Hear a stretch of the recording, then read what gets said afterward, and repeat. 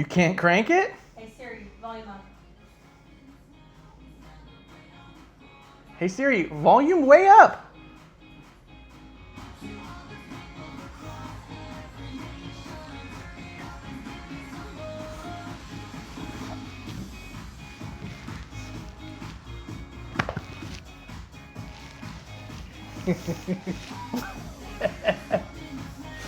Don't fall down. Just Yeah. Fuck. Ouch. Woo! But you did it. Charlotte's here? Oh, Charlotte's back actually. Yeah. All right, hey Siri, stop. Enough of the goofing. Welcome to Wrestling on the Rocks. I'm at Ref Marsh. This is at Kevlar on the Rocks with an X. Okay. We're gonna get into it. I think what we're gonna do, because there's so much wrestling. Oh, Keith's already in, dude. Keith, what up, man? Cheers on our. We haven't even had a chance to fill our glasses yet, man. Quick. Yeah, we usually we anticipate an absence of viewership. So Yeah. can't complain. Yeah, might as well But I'm not happy about it. No, I'm playing. I'm just playing. Yeah, I'm gonna go ahead and finish off the old oak cask age Kirkland. If you know anybody who works at Kirkland, let them know.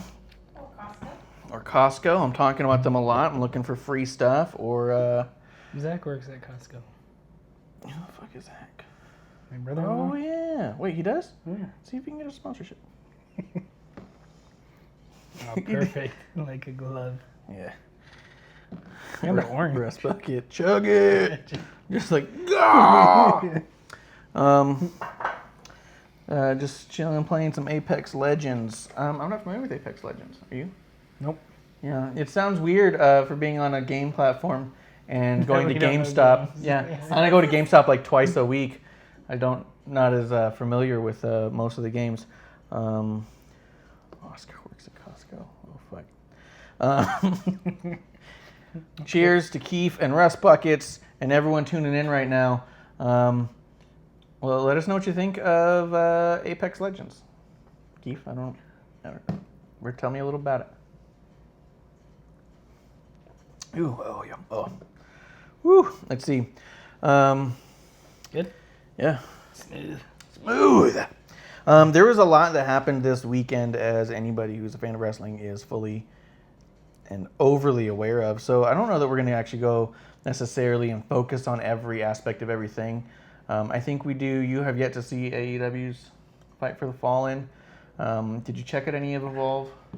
I started watching a little bit of it. A little bit. I got through most of Evolve. I did not finish the main event. I didn't let them even get started. Adam Cole and Akira Tozawa. One more little tidbit on the NXT consistency of their universe. The Evolve happened this weekend, but today, so that was Saturday, today Wednesday. NXT was announcing that today was going to be Adam Cole's first title defense. Mm-hmm. He'd never put the title on the line, Yeah. except for on Saturday when he did. But they filmed this shit a month ago, and they didn't know he was going to do that. So NXT and their consistency woes. Yeah. Here's the Viking War Raiders machine. Let's see. Russ Bucket's asking what happened to Hardy. Jeff Hardy was found drunk. Supposedly, he may have even been found asleep, like outside or something. So it just sounds like he drank a little bit heavier than he should have, and they took him in. I'm guessing he was alone, and he paid the $200 or whatever it was, and went home. It was like less than 2. It was like 150. 150, yeah. Yeah, it was pretty low, but he's out, and X-Pac had a really cool take on it where he said that he's seen that guy in some pretty bad spots, and that this is a bump in the road, and it's still light years past what he... Yeah.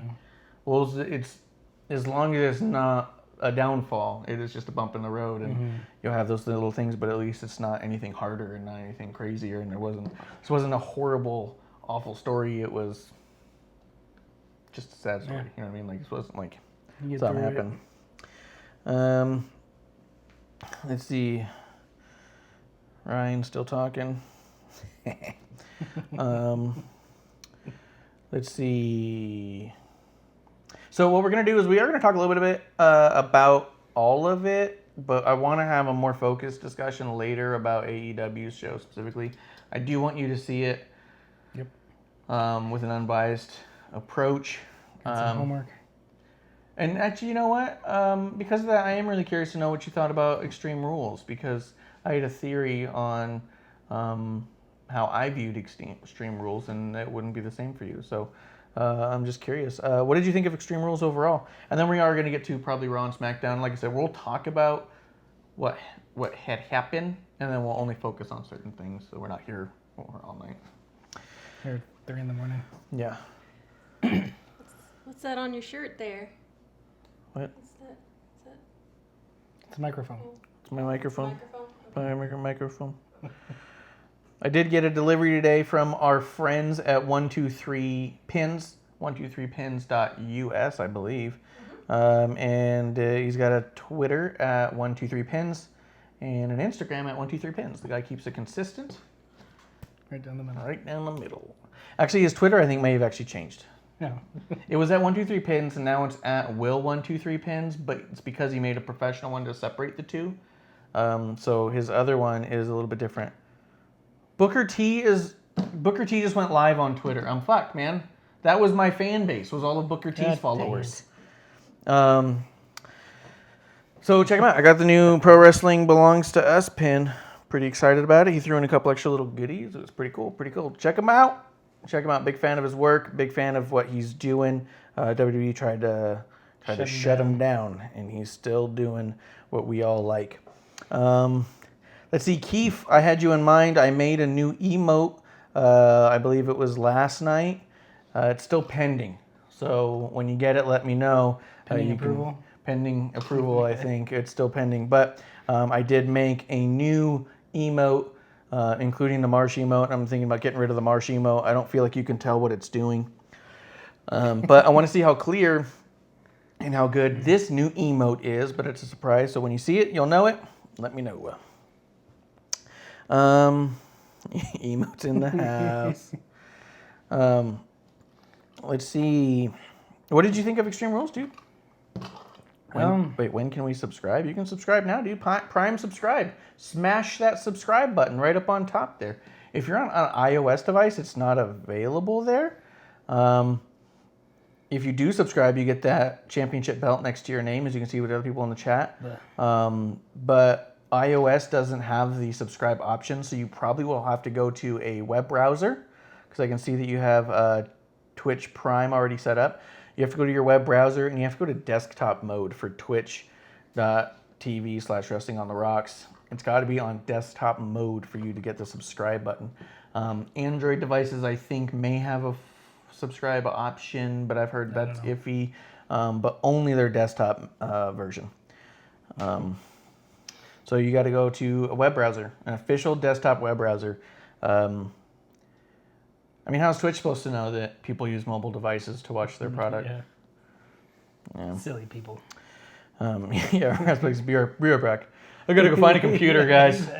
Fucking, I gotta run to the library. Oh, damn, I was about to say that. Oh, yeah? Cut me off. Sorry. Let's see. Keith loved Extreme Rules. What did you think of Extreme Rules as overall, top to bottom? Overall, I thought it was good.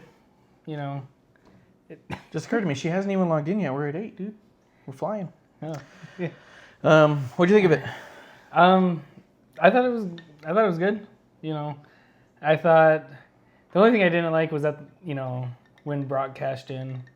Oh, you didn't like that? I didn't like that. Yeah. Peculiar. I thought they could have done more with it. Yeah, I do think that it did. I did feel that, like I've been saying a long time, I really like the idea of Brock terrorizing. If Seth was going to be our champ, terrorizing for a very, very long time. Yeah. And we didn't really get that long of a time of the terrorizing. So I agree with that perspective. Overall, yeah, everything else was. You didn't have any other real complaints?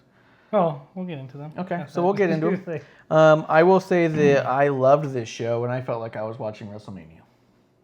This felt to me like a show that could have replaced WrestleMania at New Orleans 2 years ago, and I would have been more happy. The house show we went to could have replaced WrestleMania 2 years ago.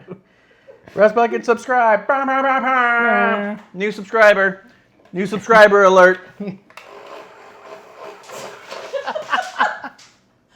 happened? I swear to God, It doesn't always happen. this is the first time that's ever happened. First time that's ever happened, guys. It sounded like a fart. Yeah. You should have left your cheek. You would have got out of I felt like I was squeezing. It's gonna like pop a blood vessel. I was about to have a clump in my pants.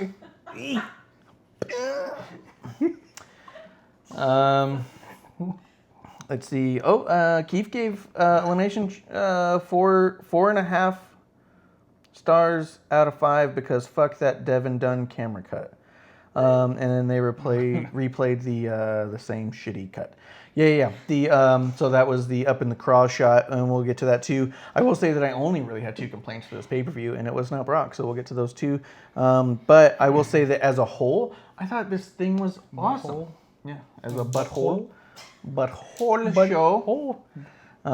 the whole show. But let's see. Oh shoot. Russ Bucket's gifting some subs out. Nice. Got some new subs out there, guys. Killing it. Russ Bucket's subs to the community. That's our dude right there. We got to get him a sticker and a poker chip or something. Cool. It's raining subs. Hallelujah. It's raining subs. There we go. Second time around. There you go. Sometimes you just got to work out the kinks. Cheers. L'chaim. Keep reaching. You have to be not forward, back to here. There. Boom. Cheers. It's like watching a game of Battleship. Mm-hmm. A2. No. A4. A4. Keeps on, give me that 3-year, boy. My man. Russ Buckets. Oh, yeah. Let's see. I felt okay, so I'll just give my 2 critiques and then we'll see what we want to focus on as we go. I mean, I won't even call it a critique, but I did love that it actually opened up with Balor and Nakamura. I think a lot of people were really upset by that. I thought it was great. I think if it was the first match, maybe, but pre-show.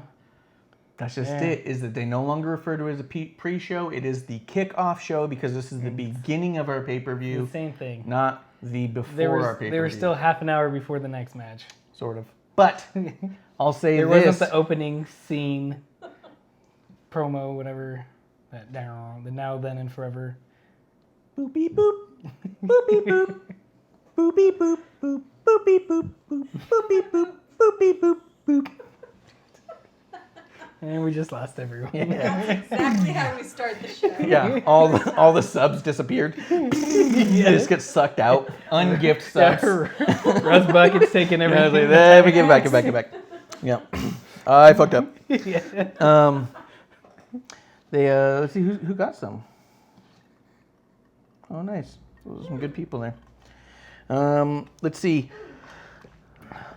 I thought what made it good is this. I almost wonder if it was, as much as they don't seem to be paying attention to AEW, they're definitely paying attention to AEW. And everyone's been talking about how shitty their buy-ins are, and how their buy-ins. Even JR said, I don't know how much the buy-in actually facilitated in any new people coming in, any new purchases or anything like that. Or I anyone can purchasing see that now when you bring it up like that. And he also said, and I don't know, JR said it was, I don't know if it did a great job in selling what was in store either. Mm-hmm. Well, this kickoff show had 2 of the greatest talents ever on the indie scene go one-on-one for a title, and the titles change hands. Holy shit, what's the night got in store for me? Yeah.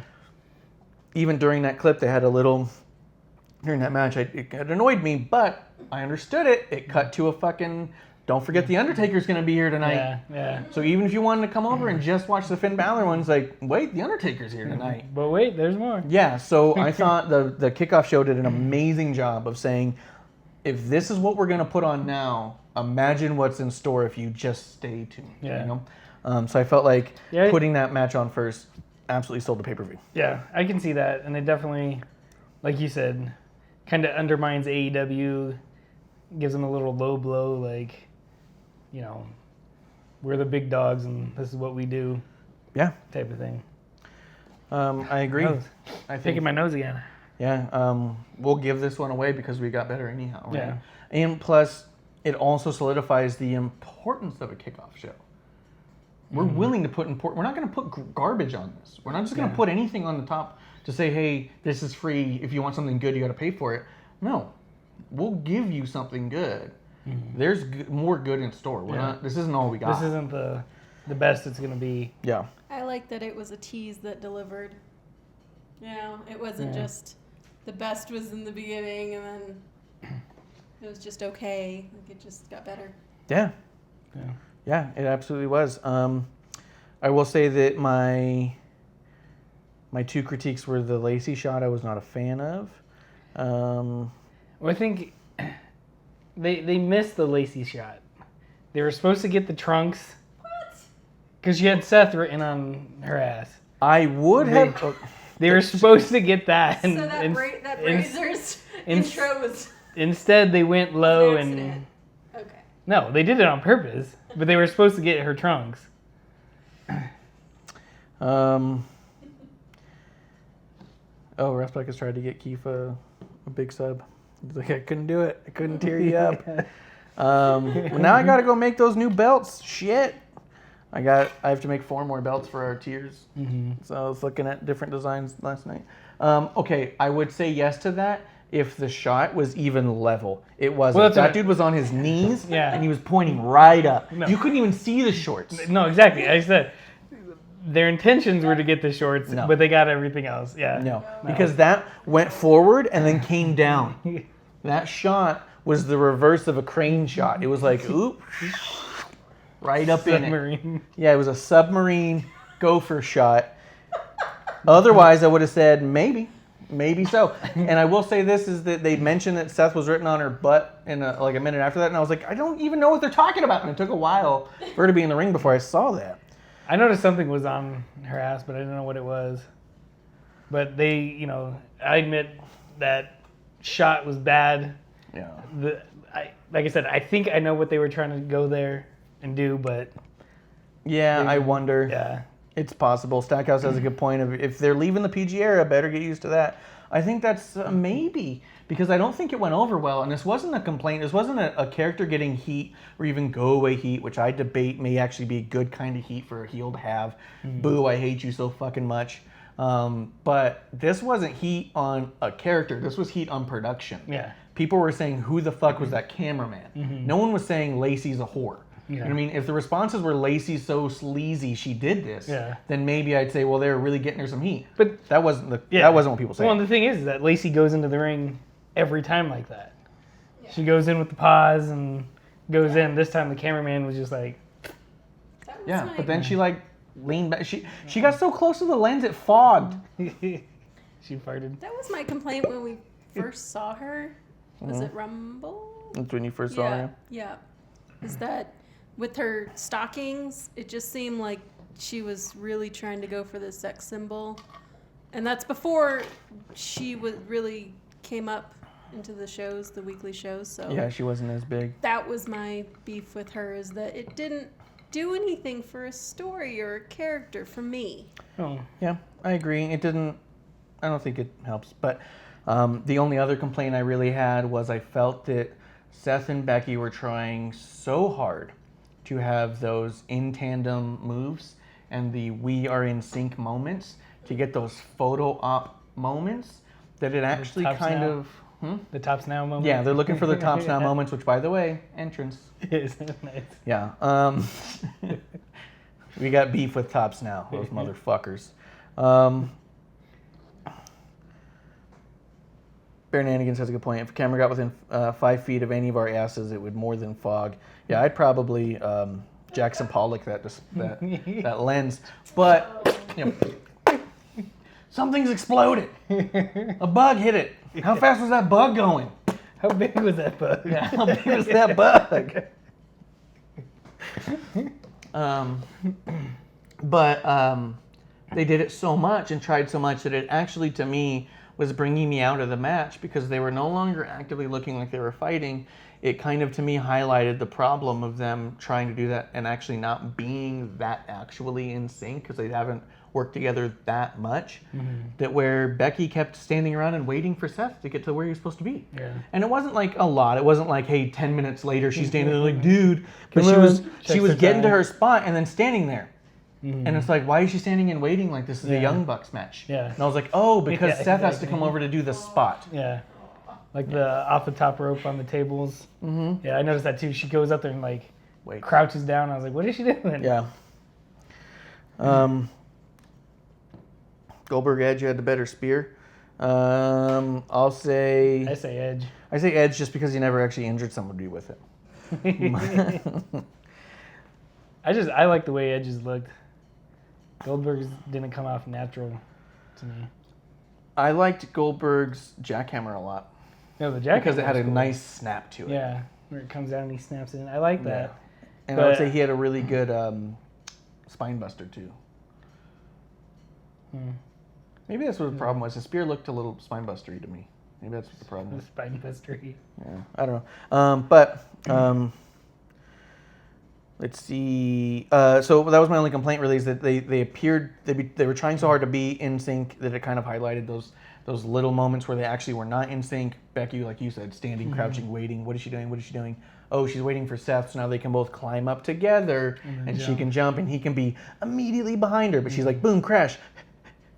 And you're like, okay, you weren't in sync. Yeah. Like, so they were trying too hard for the photo ops for me, and that pulled me a little bit out of it. But I would say otherwise, I didn't have any other complaints about it. This felt like a WrestleMania. No, It really did. It was a good pay-per-view. Like I said, my only thing is when Lesnar cashed in. I would have liked for him to cash in during the match, and then, you could have done a bunch of different things with the women's title. Could have left it up in the air. Would have brought people, into Raw, saying, "Well, what's with the women's titles? Is it Becky's? Is it not? Who has it? What's going on with that?" Find out the future of the Raw Women's title Yeah. tomorrow on Raw. Yeah. Or on SmackDown because of wild card. Yeah. But you know what I mean? He could have taken, even grabbed the Universal and have the ref hand him the women's and him kind of just like look at it or whatever, toss it to Paul and, them take it or, do whatever they want with it. Just, it would have led into Raw a little bit better. And you could have led Or into some more kind of interesting, I should unholy say. alliance, Yeah. of some sort. People going up to Brock, here, give it to me. Yeah, I want it. And he's But like, Lacey can curry some more favors. Yeah, she can. She can curry Sure, them Sable favors. would love that. Yeah. Let's see. Representing the military women. I like to remind them. Yeah. Military woman. But But here was my theory about it. Here's why I asked what you thought about it, and you had it in high regard. Do you think it was? Do you not think it was as good as I seem to think it was? Because I think it was so good because the night before I watched like 5.5 hours of AEW. you see, I didn't do that. Yeah. So It was good by comparison. Well, that's what I'm wondering. By the time I saw it, I was like, this is fucking great. beautiful. One of my first notes I put in here was, what a way to open a show. The third note I got is intro video to Extreme Rules. Incredible. Makes every match feel big and every star looks incredible. I did like that Like- entrance video. That was a good. Yeah, entrance with video. That the was really Mandy good. saying the different matches Yeah. and then it shows all of them. Bah, bah, bah. Yeah. And the piano on there, I was all like, ah! Yeah, we were freaked. We were like, oh my god. Yeah. Yeah. Just that promo. Yeah, Exactly. No, I saw it. I was like, that's a good ass promo. Shit. But I'm wondering if part of my problem was that I had just watched so much of AEW where I was going like, fucking closed captionings for real. Yes. They actually just sent out in the feed a bunch of closed captionings that weren't correct or in English or any language. It was wingdings and stuff. Symbols, Nice. numbers and dots and stuff. And it was just frozen on the screen. So a match is happening behind it. And then all you focus on is the You couldn't see them Oh, really? because it went so high up the screen. So the match is, you see like a head pop up, and I was like, "What the fuck is happening?" I stopped the thing and like was trying to turn off closed captioning. I was like, my app's freaking out. We ended up getting online and finding out that happened to everyone. That was just their feed. Nice. Yeah, you gotta be fucking kidding me. Working out the bugs. And also JR's ball outline. Because they like cropped it. Oh yeah. So they show them and the table's behind them and they're all three sitting there like this, but they're sitting like they just sat down all fucking tucked up. So you can see a bunch of nut outlines. And then it was like they cut just below that, like keep it low. Yeah. Keep the shot low. And Should we then- get in tighter? No. Get in lower. JR and Excalibur. I'm like, whoa. Yeah, I was like, what a Blue Chew commercial. Bare Nannigan said, I just started watching Fight for the Fallen and I'm done. I don't know, I thought you liked Are you Sunkiss, dude. Are you done with AEW altogether? No. Yeah, right. Cash thinks Kevlar looks like Dana White. That's quite the compliment. Is it? Yeah, you're usually told you look like a nut. That's true. Yeah. Sees the hat on. It's that. Well, thanks. And then I thought Undertaker was fucking on point. He looked absolutely awesome and strong, and Taker looks good. the way they utilized his sit up felt classic again. Oh yeah. It wasn't in kind of a weird spot like it has been the last few times. This felt like, man, they're really doing a number on their own stuff, and all of a sudden it was like, oh wait, I'm already dead. And you're like, fuck. No, that was good. Yeah, it was. You know, like I said, it was a good pay-per-view. It was probably the best match I've ever seen Roman in. Yes. Yeah. I thought he did great in there, and I think it's a Yeah. less is more thing with him. Because he was also in there early selling, making those guys look like monsters. Yeah. What other matches?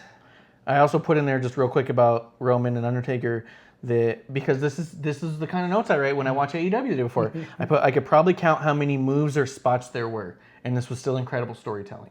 You know what I mean? The match was just great storytelling. Yeah. And there was so much space between moves. It wasn't like this move into that move into that move. Yeah. And so again, it was like. Well, that's the thing. Is Roman doesn't have storytelling in most of his matches, so when he has it, it's amazing. It's like, holy shit, this is. Well, and missing there he was piece working almost. with Undertaker and Shane. Yeah. Sure, it's like. Yeah, I think we're all happy. Undertaker looked great in there. Oh, and then Shane almost fell Yeah, on that tombstone. Yeah. And then he just grabs him, pushes him back down. He's like, no, Yeah. fucker. This isn't going down like that today.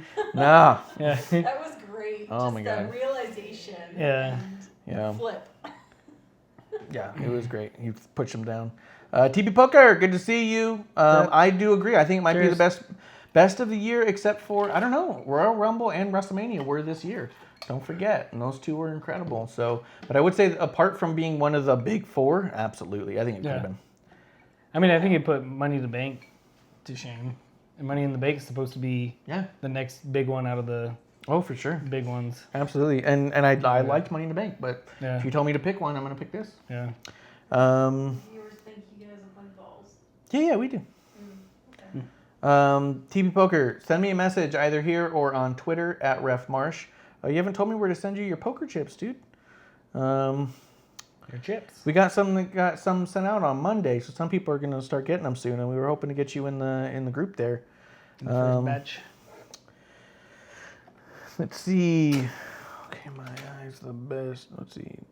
Yeah, Dudley Boys top 5 duos ever. Yeah, that's hard to argue. Speaking of great duos, Revival versus Usos. It was a fucking clinic. Goddamn clinic in there. Incredible match. Pacing, psychology. One of the best true tag team matches I've seen in years.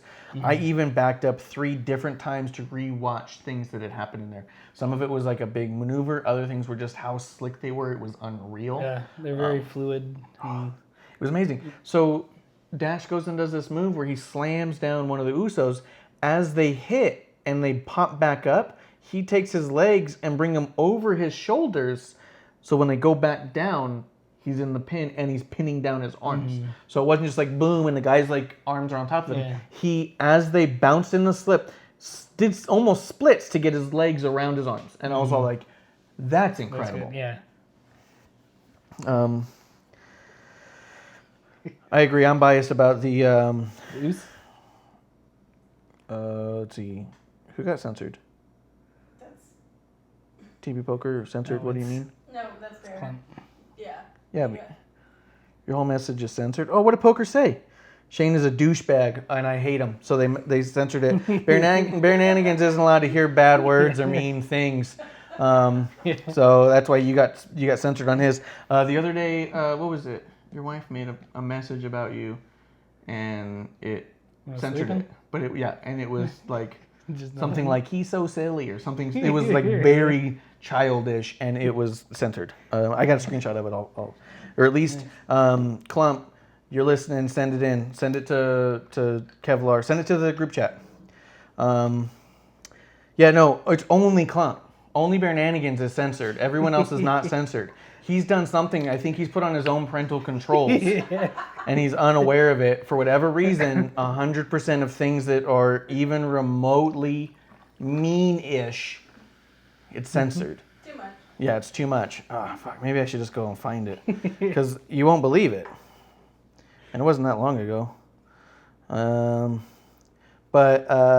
do you think of Revivals and Uso, dude? I do want to talk about that. Really good. They, it's just talent showcasing, and they were very fluid, good moves, good match, like no complaints. Yeah. But yeah, TV Poker, that was one of the things I was disappointed too with the Rumble. No surprises. Like, who's it? Jeff Jarrett. Jeff Jarrett was the thing. Yeah. I will say this: as much as we were all anticipating Becky getting into the Rumble somehow, by the time the 30th person came out and she wasn't in it, I was really unsure still. I was like, oh, maybe we're not actually going to get a Becky moment. And I know that everyone was saying they were saying Charlotte was a favorite. A lot of people weren't surprised. I was still kind of surprised by that moment, by Becky being in it. Yeah, I really wasn't. I was like... I was all like, oh, what a great way to do that. Yeah. I wanted just kind of like last night with the Brock cash-in. Yeah. It's like 1, 2, 3, play the music, cue Brock's music. All right. We knew this was coming. Let's see.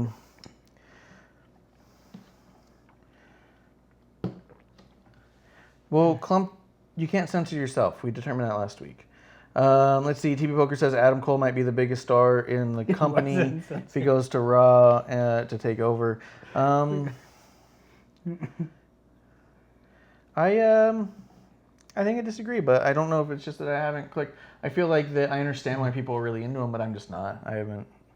I think that he's the least skilled of everyone in that faction. So, but I mean, I see that a lot of people like him because he really is big in the new wave of wrestling and the kind of stuff that we're seeing, the kind of stuff that AEW is putting on. But and he does it better than they do. So there's that. But let's see. I thought that match was amazing. Cesaro Alistair, everyone was talking about. It was good. The only thing I was disappointed was the outcome. I think it makes Cesaro look like a fool. Yeah. And then especially the next night too. Yeah. I agree. Cesaro looked kind of bad in the end, but I will say that they made it look like Alistair barely won, and it was almost a desperation to get the win. Yeah. And it looked like a real fucking fight for a while in there. Like Alistair was doing some pretty cool things that you only really do in fighting and like martial arts. Like when he was knocked to the ground, he went into the guard position. Yeah. That's a self-defense and fighting position. That's a, oh my God, how do I protect myself maneuver. Like was really cool to see that in a wrestling match. Yeah, it definitely was. He went for a few of the big pressure points they teach you in self-defense and stuff too. I saw a couple leg kicks and stuff like that. And the inside thigh, like that's a big one. And I was like, man, he made it look good. Street Profits came in and ruined the show for a minute. Which they always do. Yeah. Just a bunch of yelling. I thought the Bailey double submission was sick. Yeah, it was pretty good. They pulled that off really well. Yeah. Let's see. I liked the story they told with that too. She looked really strong. And then she flips it and they went back and forth. The last man standing match. What do you think of that one? Robbie and Bomney. That was one of my bigger complaints. Yeah? Was the match overall was good. They did back and forth, fought, cool, went around the arena. But when Braun does that move into the trash pile or whatever it was, and the ref starts counting, and even Corey mentions he can't see, how do you know who's down? Well, I think the ref thinks that this match is still going. How do I call the match? And I don't think he expected someone to stand up. I think he felt like, I'll count them both out so we can get help out here. Maybe. It's kind of the psychology I saw with him. It's because if you notice, the ref sold that move more than anyone. They both go down, and he was like, yeah. And he's like looking, and he's like concerned. He's like, what do I do? And he's like, I don't. And he's like just runs down there, and he goes, I'll just count. You know, it's like, if I can end this match, because I can't get eyes on them. If I count them both out, I can get help out here. You know, that's how I felt like that played out. I felt like it was pretty brutal. It was not much for wrestling, and still seemed to look intense.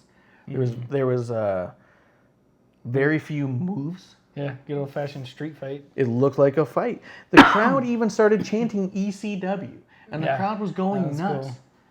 And what was the most cool about that? There was no blood, and no one got hurt, and no vicious weapons. It was just two dudes who can make it look like a fight. Yeah. That's cool. Yeah. That makes that fucking non-sanctioned match look kind of stupid. Yeah. Oh, yeah. You know? But very stupid, actually. I digress. But I will tell you, like, it made me open my eyes a little bit more towards Braun, because I'm not a Braun fan by any means. And he pulled off that match somehow? Yeah. He did well.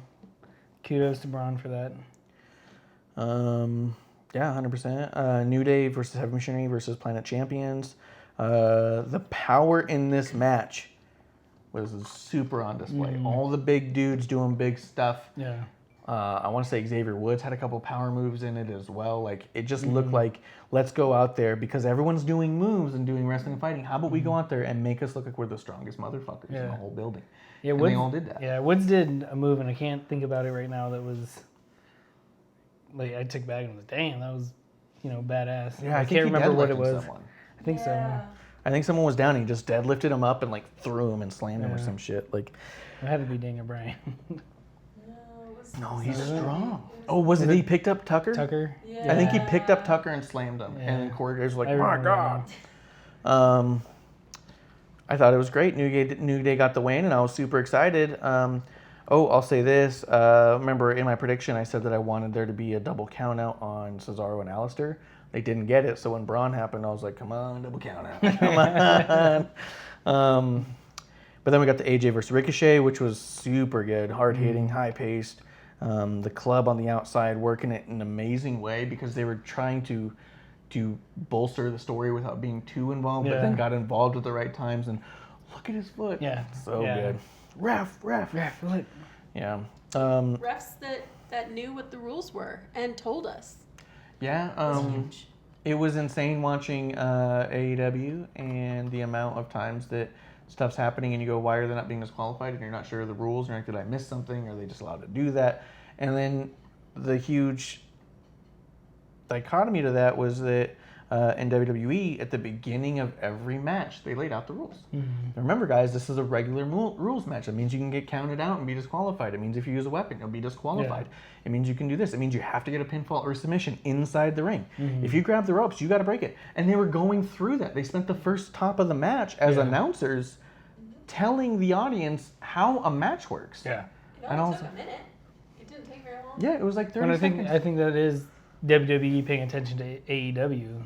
And it's like, hey, look at, they're messing up on this, and so, let's lay out the ground rules beforehand, especially with this kind of pay-per-view that had so many different stipulations and matches and stuff like that. Yeah. It was easy to just like, hey, break down the rules, this is what it's going to be. And well, for producer here, for someone like me who hasn't been watching since they were a kid, I don't know these things. If I'm flipping through and this is the first time I've ever seen a match, it's great to know what this is all about, or else I don't know what I'm watching. Yeah, and I don't understand. And as somebody who gets into the weird numbers games of it all, and I get into the rules of it all, and what's okay and what's not, and I'm like, well, come on, ref, and especially someone who likes to ref. I'm watching the refs half the time. So it's like when I see something going on, I was like, how is that not being disqualified? What am I missing? What do I not know here?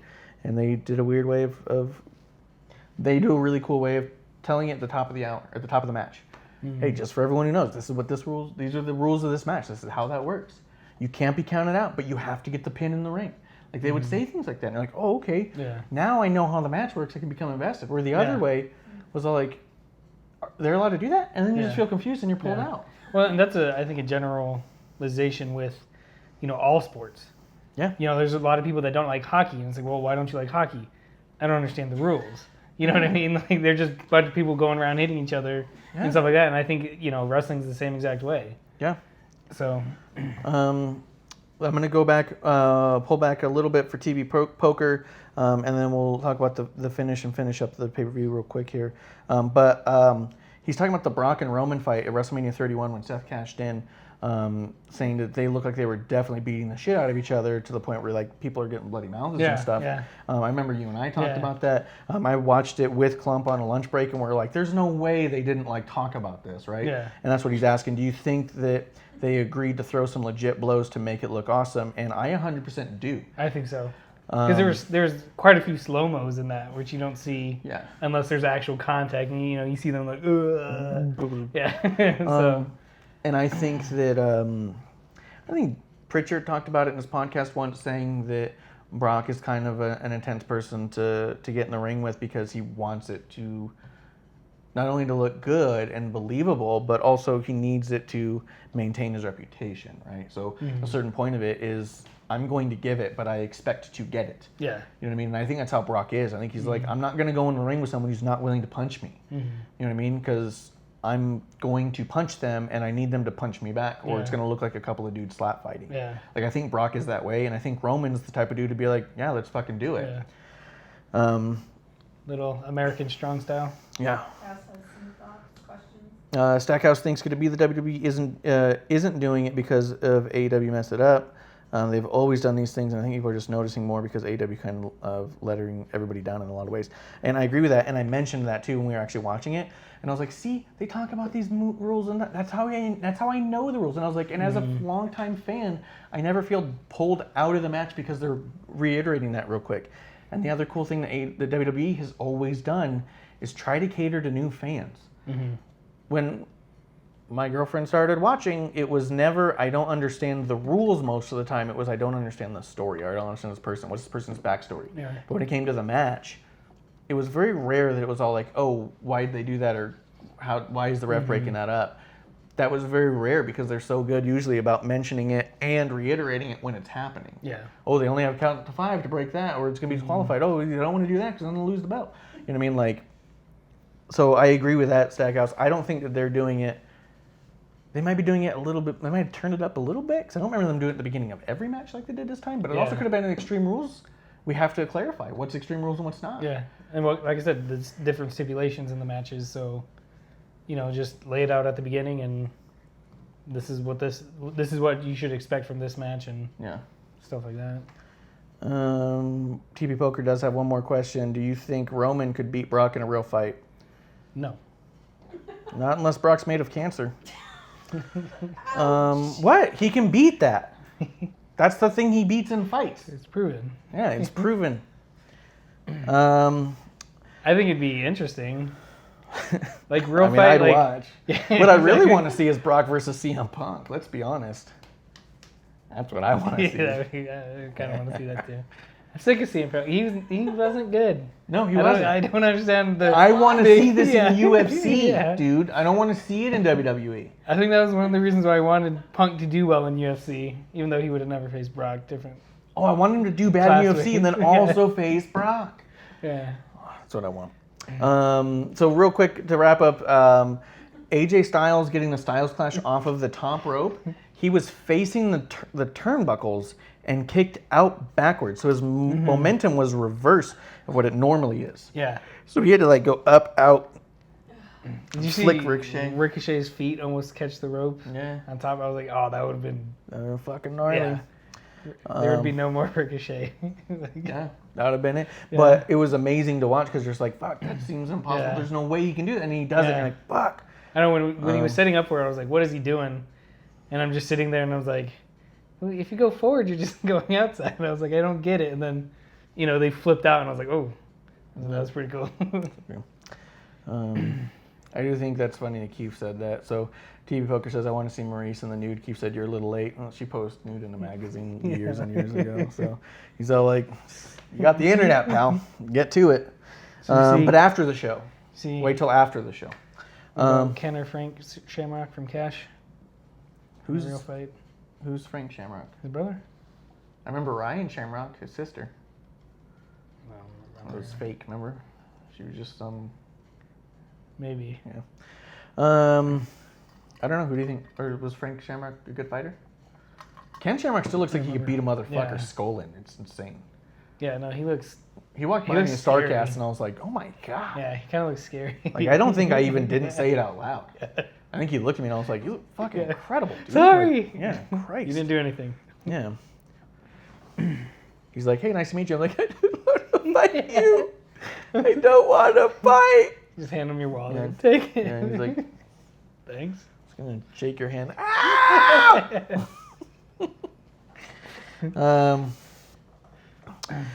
Let's see. So then we had KO versus Dolph with just Dolph slaps KO, KO stuns Dolph, and then gets the win, cuts a promo, and the crowd goes nuts. The crowd was into this match, and I disagree with what Clump said earlier, saying that they would chant ECW at anything because it's Philadelphia. I think they're actually less inclined to scream ECW because it's Philadelphia. Well, I've heard them chant ECW just on like a random Raw when nothing was going on. Well, because they're like excited about that stuff. So when they had a match that, So I mean, I guess I could sort of see that. But I actually like this spot. I know, like my brother was upset by it. He's like, I think it's a waste of both their talents or whatever. But I think it actually did a great spot in highlighting KO. It was. You knew with all the matches on the card, there had to be a squash match. There had to be. There, you know. And what a cool one to have. Yeah. The old-fashioned Stone Cold Stunner match. Yeah. I mean, like, how many times did Stone Cold do that? Yeah. A lot. He was constantly going in there, boom, boom, match over. And that was the coolest shit in the world. Like, ah! So, I'm happy with that. Yeah. I mean, I don't know. I was kind of rooting for Dolph on that one just because he's been losing everything. Dolph had his moment the next night, if you ask me. And after that, we had Joe versus Kofi. I thought Joe did a really good job of making it look real. Yeah. Making you believe what's going on in the natural movements. There were so many times Kofi was trying to go through like a reversal, and Joe's response was to slam him down during the reversal. So it was this whole like, I'm trying to do a thing, you're going to reverse it, I'm still going to overpower you. Yeah. Because there's no fucking way I'm just going to let you do that to me. It looked so fucking good, man. Yeah. It looks really good. I said he doesn't carry his opponent into moves, and he throws Kofi down when he starts to reverse the move. Stiff match. It was done great. Like it looked so believable. Yeah. And again, I think these are notes reflective of the opposite of what I saw the night before. Where it's all like, why are they hoisting each other up this way? Yeah, it Can I get a hand? Yeah. Help me out. It annoys me when you pointed out with like the Young Buck matches, where like they walk on the rope. Like I understand Taker did it too, but it looks so much worse when the Young Bucks do it because they like sit there and you can see they lose balance a little bit and they're like, oh no. Yeah. You know, but I don't know. TV Poker doesn't like the Cochina Clutch. Really? Yeah. I like it. I like it. I like it because, I mean, you see like someone like Kofi sell it, where he's all like, afterwards and like spittling up and shit. Like you're like, fuck, that looks like an intense chokeout. Also, maybe you've never been choked out. I'm just gonna throw that out there. I've had choke holds on me before that were fucking terrifying. It was friends, so I didn't die or anything. Yeah, but I'm a producer. yeah. But I've been put so when I did an old job where self-defense was a big thing and fighting was a big thing, we used to kind of like mess around with each other. And there was a couple times dude come up behind you and just fucking choke on you, and it was like, wow, in a matter of like, I was surprised. Seconds. Yeah. It was like 2 and my eyes were fading. Yeah. And I was like, whoa! And I tapped out, and as soon as he let go, I was all like, holy shit, that was the coolest fucking choke. Do it again. That was terrifying. You know what I mean? It was just like, it was, and you realize that, you know, then there was like a big thing that happened. The dude went by and just choked out in just seconds, a group of people.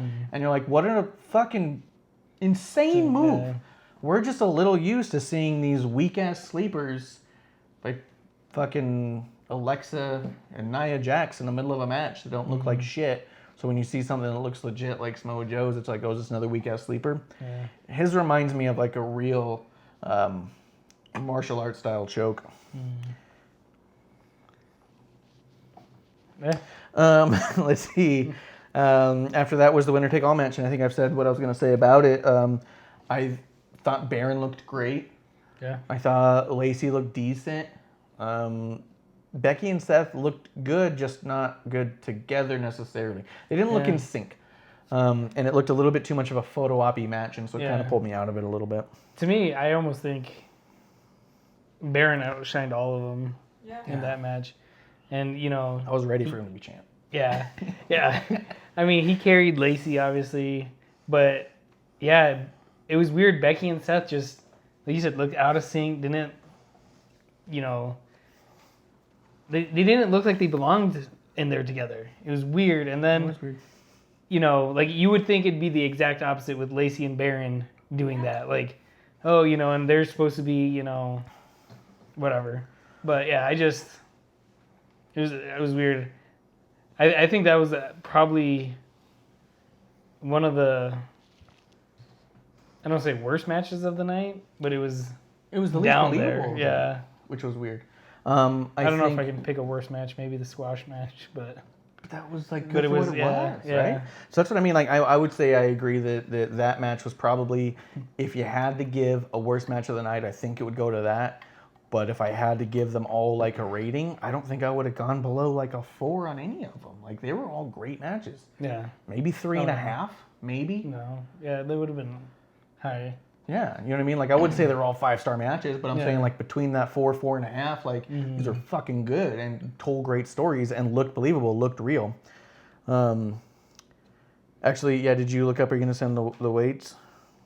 They've actually announced that before, that Nia does weigh more than Samoa Joe. That's a question here. Who weighs more, Samoa Joe or Nia Jax? They actually did announce, they did talk about that once. I want to say in the Rumble when Nia came out, I think.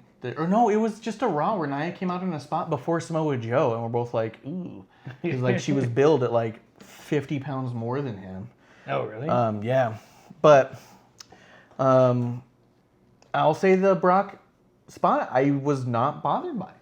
I enjoyed it because I liked that it made the Brock Seth thing look stupid again. Yeah. Neither one of them seems to want to have a match together, so why they keep doing it, I don't know why, because they don't seem to work well together. Oh, God.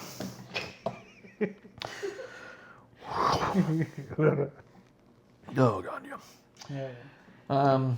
They don't seem to be wrestling. They seem to be disagreeing about it and saying, you know what, fuck it, I'm just going to do the thing that I do, and then that's it, and we're going home. Mm-hmm. They don't want to wrestle. And both those dudes are capable of putting on big matches and good shows. They don't want to work together, is what it seems like. Yeah. Which is why I was unhappy about the result later on. So, yeah. Let's see. 10-pound difference. Oh, Nia's weight is 272, they say? Yeah, and she was 282. All right. Dang. Really? That's not nice. Let's see. Oh, you know what it was? Is that they were saying prior to the WrestleMania, as it was leading into Alexa Bliss, about how she was nearly 300 pounds. They kept talking about her being almost 300 pounds. She's nearly 300. And then Samoa Joe was like at 280 pounds. And it was all like... Yeah. Yeah. Jericho or Kurt Angle in a submission match? I'd give it to Kurt Angle, even though Jericho has that list. I think I'd give it to Kurt, just because he had more different ways to get it on. Right. And I think that's the biggest thing. The other thing is that Jericho wasn't known for a lot of submissions. He was known for some specific submissions, where Kurt Angle was in a submission match with somebody, I forget who, but it might have even been like Guerrero or something, and it was just hold after hold after hold. And you're like, fucking, how many submissions are there? You know? Like, so. Pull out the Dean Malenko playbook. Yeah, the old Dean Malenko. Well, that was what Jericho said, out of 1,001 moves. Yeah. And then he said arm drag like 4 times in a row. Like, arm drag. Heel stomp, arm drag. Boston Crab, arm drag. But I will say, all in all, I was happy with the broadcasting. I liked it. I was hoping they would move away from more Seth. Yeah, the next night pissed me off. Yeah, so we can get into Raw, but I really had almost no complaints about Extreme Rules. I thought it was incredible. I thought it could have been... I thought it was all main events. Yeah, it was all main events. I know some people were pissed off too about the placement of the Undertaker match being at the top of the card. Didn't bother me. Didn't bother me either. Yeah, I was not bothered by it. Let's see. So the Raw then opens up with Brock opening the show with Paul announcing that there's going to be a 10-man battle royal for the number one contendership. And I thought that was a clever little thing with the little pictures, versus Brock Lesnar, like, trying to get it in your mind of all these potential matches. I did like when Brock was going out and he took the title and did the... He did the V-Bucks of the title, yeah. The Brock party. Yeah, I was getting my app out to, like, do my notes and stuff, and producer's all, look, he's doing it! And I look up and he's like, and I was like, yes! So, let's see, we got Ricochet and the Usos versus Revival and Rude, which is funny because during the club match against Ricochet the night before, I was all like, man, like, the thing is this could be a cool angle, but Ricochet's got to have friends. And she goes, wouldn't it be cool to see him team up with the Usos? Because they all move like dancers. They probably all move well together. And I was all like, yeah, that could be a pretty cool team. And then the opening of it's Ricochet coming out and then Usos right behind him. I was like, what the fuck? Called it. Yeah. So, dream match. That was weird when I was watching, because Ricochet went out there, and then they went to commercial. And then Revival and Rude are in the ring. Yeah, and then it was like, and then they're back, and I was like, wait, what's going on? And then the Usos came out, yeah. And then once the Usos came out, I was like, all right, cool. It was just weird that they did the same thing the other week with Miz. Yeah. It's just because they want to give the Usos a mic for a minute, and so they're like, all right, we'll get the pop for TV of the Ricochet or the Miz, and then we'll bring out the heels, and then we'll let Usos come out and cut the whole thing. Yeah, it feels really weird. It's really awkward. But it was a great match, I thought. Revival and Rude, really classic style wrestling. Feels very old school. We talked about that before, that they should be 3 of the 4 horsemen if they brought that back. Yeah. It was Rude, Revival, and then we said Baron or somebody else. Yeah. Because that's the way the old horsemen were. Yeah. There was, Ric Flair and, the tag teams and stuff like that. And, like, when I saw that, I was like, oh, shit, like, keep it. And, so. That's true. Yeah, we did say with Baron, too, because he does have a very methodical style match. And so, yeah, it'd be really great. And then so here was New School versus Old School almost in styles. Yeah. Which is also funny to think about because on Saturday, AEW did the Brotherhood versus the Young Bucks, which they were talking about like really old style wrestling versus new style. Yeah. And then this comes out and be like, do you want to see how to do it though? Yeah. That's not to downplay the Brotherhood match. That was actually probably my favorite Young Buck match, and only because they happen to be in it. Let's see. After that, Ricochet gets the first fall, Revival gets second, Ricochet gets final. I thought it was a really incredible matchup. 2 different styles of who were actually the best at those styles, I feel like.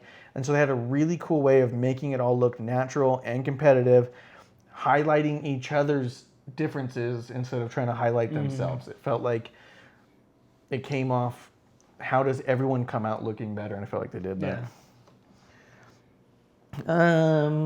Was there anything else about that match? No, I liked it. Good. I like seeing those 2 styles clash the way they did. I do too. Like I said, I just wish, I don't know, I'm just faction hungry to begin with, and all these 6-man tags and everything like that gives us little teasers, but it's like, keep some of these groups together, So. Especially with Survivor Series come out now. Yeah. Let's do some actual old school especially, Survivor Series. And especially with the stupid wild card, Survivor Series is going to be, it's not going to make sense. I hope they have a wild card on the wrong team on accident. That'd be so great. Yeah. It's not like they're going to tag the wrong person. Yeah, they're going to put Roman on the Raw team. I'm calling it now. Yeah. Roman's going to be on Raw's team. And everyone's going to be like, wait a second. But not many people are going to pick it up because they're not going to he's know. on Raw every week. Yeah. Let's see. Club comes out and mocks Ricochet. Then they all fight. Club stands over Ricochet. I hope this leads into Club versus Usos and Ricochet. I hope this leads into a larger storyline. Then you had a Viking Raider squashing jobbers, which was okay, but I don't understand the point. I'm done with it. I don't understand it. Yeah. It doesn't make sense to me from a story perspective, from a character development perspective. You've established them as dominant tag team who can compete with anyone at the highest level because they were just in WrestleMania in a 4-way with a bunch of intensely great talent. Yeah. So you've established them already. You don't go back to square one. Yeah. You're reestablishing them to a crowd that already knows them. But they've had to reintroduce them like 3 times. That's true. They got new names. Yeah. After that, they had a video package for Extreme Rules match. I thought that video package was done so well. It was showing all the different matches and as they went. And it was showing the match. Actually, this one was showing the match for the Undertaker McIntyre match. It was showing that one. And I felt like this was one that, like, for the first time, watching that playback felt a lot like it felt watching that match. Like, that match was done so well that when they try to make it into a highlight reel, it's like, this feels the same. Yeah. Like, it never felt like, so many times you watch that and you're like, it wasn't that good. Yeah. Wasn't that dramatic? Yeah. But it was. Drew coming up from behind him. Yeah. And then right as he's running towards him, fucking Roman out of the side, I was like, ah! Fucking so good. After that, Drew McIntyre challenges Cedric Alexander. And then we got a Cedric Alexander and Drew McIntyre match. I thought they did good in the promo thing. Yeah, they did pretty good. Cedric, Drew cut a joke. Or said something that was kind of funny, and I was like, all right, I forgot what it was, though. Yeah.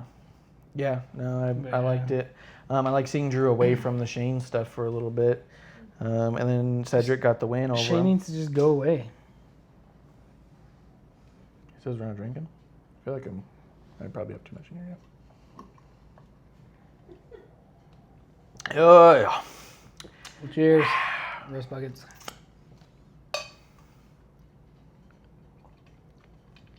He did, in a very real sense, pay for drinks, so... the match I thought was good. I thought on the X-Pac podcast he brought up a good point that Cedric almost got too much of his shit in before he got the win. That a surprising win should have looked a little bit more surprising, and it was kind of weird to be getting a beat down and then do a fucking back handspring. Yeah. Like, you should have missed something. I was like, okay, I could see that. Oh, he's already drunk. What are you drinking? What are you drinking, Bucks? Let's see. Then Roman cuts a quick promo, which I thought was solid. It was to the point. It was like, boom. He said a couple things and walked off. And it's like, it was that whole thing about I don't give a shit what Seth says. And I'm gonna do what I do. And walked off. And I was like, that's how Roman should be doing his promos. Come over, no nonsense. Say what you mean. Come from a good spot. Yeah. Walk away. That's as soon as he was done with it, I was like, that's what you're supposed to be doing. I was like, there you go. You got it. Yeah. You know. You're just like, that's how you sell a T-shirt. Yeah, exactly. Don't put too much into it. Yeah. Because you're going to go downhill. It was nice. Yeah, and he didn't... I don't think as many people are scripted as everyone says. I don't feel like he came out very scripted, though. I do feel like he came out pretty legit. Russ Bucket's at a bar. Watching Beer? this. Huh. Dude, are you at Garter right now? Oh my god. Yeah, wouldn't that be dope? Then he could... How Grab amazing would that be? You get the GoPro and be running down there. Or how amazing would that be to have a viewer actually show up on the show? I made it! And then, like, he's on the thing, so you just hear it echoing all horribly. Where's that Depot? Good spot. They got good chili dogs there. That wasn't Chili Dogs. No? Oh. Wasn't it Snoring Dogs that we had there? Oh. That one day? That's what they said, at least. Yeah. They have the dragon teriyaki or whatever. Ooh, yeah, the dragon teriyaki. There's like a good. dragon flavored chicken wing. Get more than one wing. I thought it was a dragon wing. Dragon wing? Yeah, It's probably a baby dragon wing. Like from Mulan? Yeah. Yeah, the little guy. Yeah. Give me these. Did you see someone put out a tweet and it was about the new Mulan live action film? But there's and it not said, going to be. Yeah. So there won't be Mushu or any of the original songs. Yeah. And then the reply underneath it was like, then don't make it. Yeah, exactly. Like, Just don't call it Mulan. yeah. Yeah, so he's at. Yeah, he's gone to dragon songs. He knows. Well, he's Asian. Yeah. I should have guessed. Cheers. My man. Dragon wings. Let's see. We had Balor and Samoa Joe cutting promos on each other, which I thought both came out really good. Both those promos were super strong. And then Balor loses to Joe. Finn Balor loses to Joe in a very quick match and a roll-up by Joe. Then Joe starts beating up on Balor a little bit. Balor gets the old little... What'd you call it? Flips the table? Flips the table. Flips the old table on its head. Yeah. Spin a Rooney. Feng shui's the... And then he gets all mad and starts beating the shit out of Joe. Yeah. So then what happens? He starts celebrating as anyone would. And, oh, look, I messed up. I said as Joe celebrates. It's not true. It's not Joe. As Balor's celebrating, the music starts to slow down. And I was all like, oh, God. And the whole crowd, you hear him go, oh! Like, they're all like, the lights on the ring posts and on the side flicker a little bit and get choppy, and then they stay on one corner. Off and yeah, and then they start to go out, and then the lights just, the lights are out. You start hearing a bunch of slamming. You hear a bunch of stuff. I was even wondering, I was like, do you think he's just in there throwing them flat back bumps? just up against the ropes and down. You just hear all kinds of slamming and stuff. And then the lights don't come on, but these crazy spotlights in the corner of the rings starts. Dude, that looks so good. Oh my God. And there's the Fiend, the actual fucking Fiend. Oh, look at the table flip. Holding Finn Balor in position as he's staring. The first thing I said was like, did you see his eyes? Because they're like red with yellow and white. And he was like, oh my God. I kept staring at him and was like, blink, blink. And you can almost see his mouth just being like, ho, ho, ho. Like he was all fucking crazy. And he holds up Balor. Balor's couldn't be more limp. Couldn't look more dead. It was great. Yeah. He does a Sister Abigail, slams him down, and then the lights all kick on. And he's just there. The camera went in super fucking tight. Super goddamn tight. And then the lights were still going. Still going. So good. And then the lights were completely out, and then you just hear that laugh. Yeah. Oh my God. And you could hear it over the whole thing, and people were just fucking going nuts, man. Yeah. Just shitting their pants. But it finally didn't ruin a pop. Oh. Didn't say, oh, the Fiend's going to be here Monday Night Raw. Tune in to watch the surprise appearance of Fiend. Yeah. What? Or even, you know what would have maybe even been cool? Just say, hey, we got a new episode of the Firefly Funhouse. Yeah. You know, people to watch. Something, but whatever. It was great. No pop. I mean, no spoiler. Big pop. Yeah. Great. This is what the Attitude Era always had, which is huge pops, and crowd loved it. People at home loved it. Everyone loved it. So good. I noticed this. Oh. Is that your pills? No. Oh. Pill break? Yeah. Pill break. It already passed. I turned it off. I remembered. Yeah? Yeah. So 3 months later. Is that why your chest is tightening? Yeah. It's already. We're almost done. Yeah. I like how we called the setup on the Money in the Bank. How we were like, oh, wouldn't that be good if the lights turned out and then all of a sudden they kick on and there he is. Yeah. They kick out, he's gone. Yeah. Yeah. There's someone from Creatives watching us, or we're just that good. Or send us booze. Yeah. We'll give you more free But what's stuff. funny is I was thinking about that the other day. Is there's been a couple things that we were like, oh, this would be cool, and then it's happened, and we're just like. You heard it on Wrestling on the Rocks first. Yeah, I'm going to use some of our highlight reels as a resume when I apply for WWE. Yeah. Like, do you have creative ideas and stuff? And I was like, I have your ideas as a matter of fact. Before you. Yeah. Yeah, I thought this was absolutely perfect. Yeah. And this is how they closed out the first hour. And I was all like, what the fuck? I was like, this should have been the end of the show. I said that as soon as the lights went out. Because it was just blank, and you just hear, ha, ha, ha, ha, ha, ha. And I was like, oh my God. And then you just hear the crowd like, ah, and then just, and I was like, fucking roll credits, motherfucker. You're not going to do better than that. Yeah. That's it. Just turn off the TV. And again, you were right. Yeah, and I wish I had. Yeah. I fucking wish I would. At least, you wish you would. You would. Yeah, because. But at least, oh yeah. But then the second hour happened. If you get it turned off for an hour and then come back. Yeah. And then you got the Street Profits yelling at you again. So wait, so we come back from this, and you're all fucking hearts racing, terrified to go to bed, and you're like, this is the fucking coolest shit I've ever seen. Everyone should watch wrestling. And then it comes back to 24/7 spot with Drake trying to check into a hotel, and Truth like, give him guy $1, making a little fun, and it was okay. Yeah. But you're also kind of like, okay, you guys are going to take this too far. There's no way you can't at this point. Mm-hmm. You've already had him announce he's going to, oh God. Do you take your pills? I gotta take something. You want some of mine? Give me some of those heart pills, dude. Mute me. Which one's me? We can all still hear you. There's no way. You can't hear My mic's right here. You muted my mic. It's just muting all of them. me. All right, I'm back. So then it comes back to that, and it's like jokey and it's okay, but you're like, you have to go too far now. Yeah. You're too far in. You had him announce on Twitter, I'm going to consummate my wedding tonight. Fucking watch Raw. You're like, get the fuck out of here with this garbage. Should have been on the Raw Hour. Yeah. And if that wasn't bad enough, this leads in to the Street Profits doing their impression of the most annoying sound in the world. Dude, I was like, stop! Like I'm screaming. Dumb and Dumber. Yeah.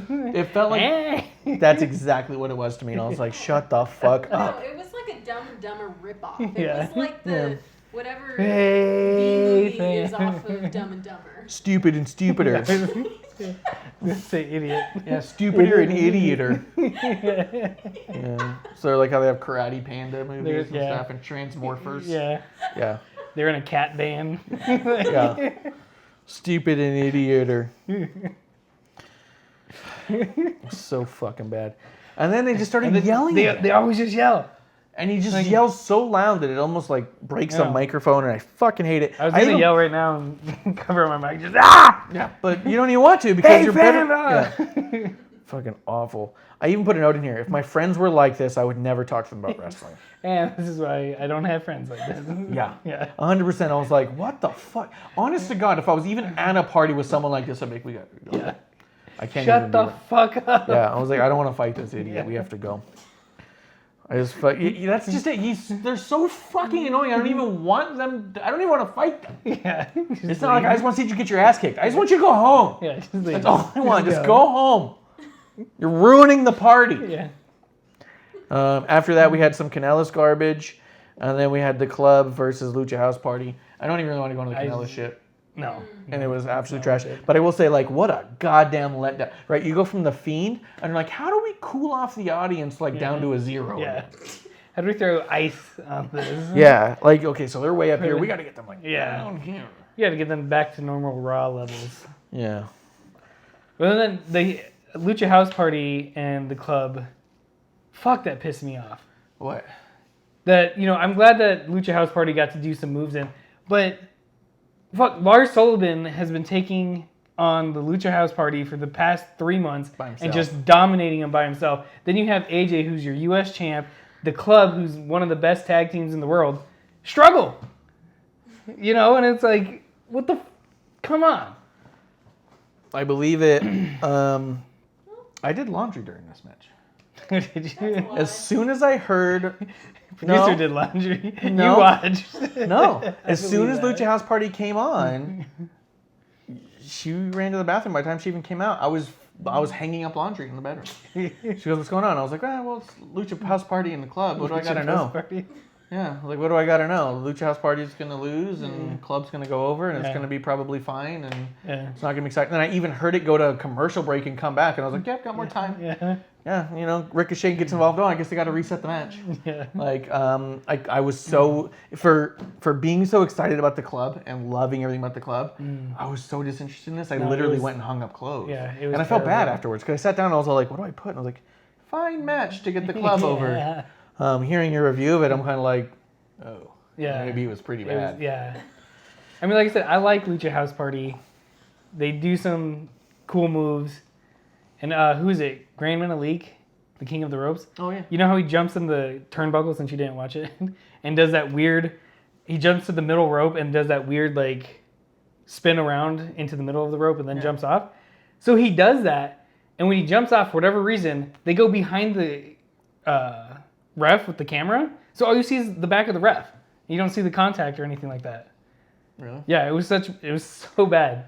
So he gets up there, jumps, and then they switch cameras, and all you see is the back of the ref. And you're like, well, I bet that was cool. Yeah, I bet you that would look good. Yeah.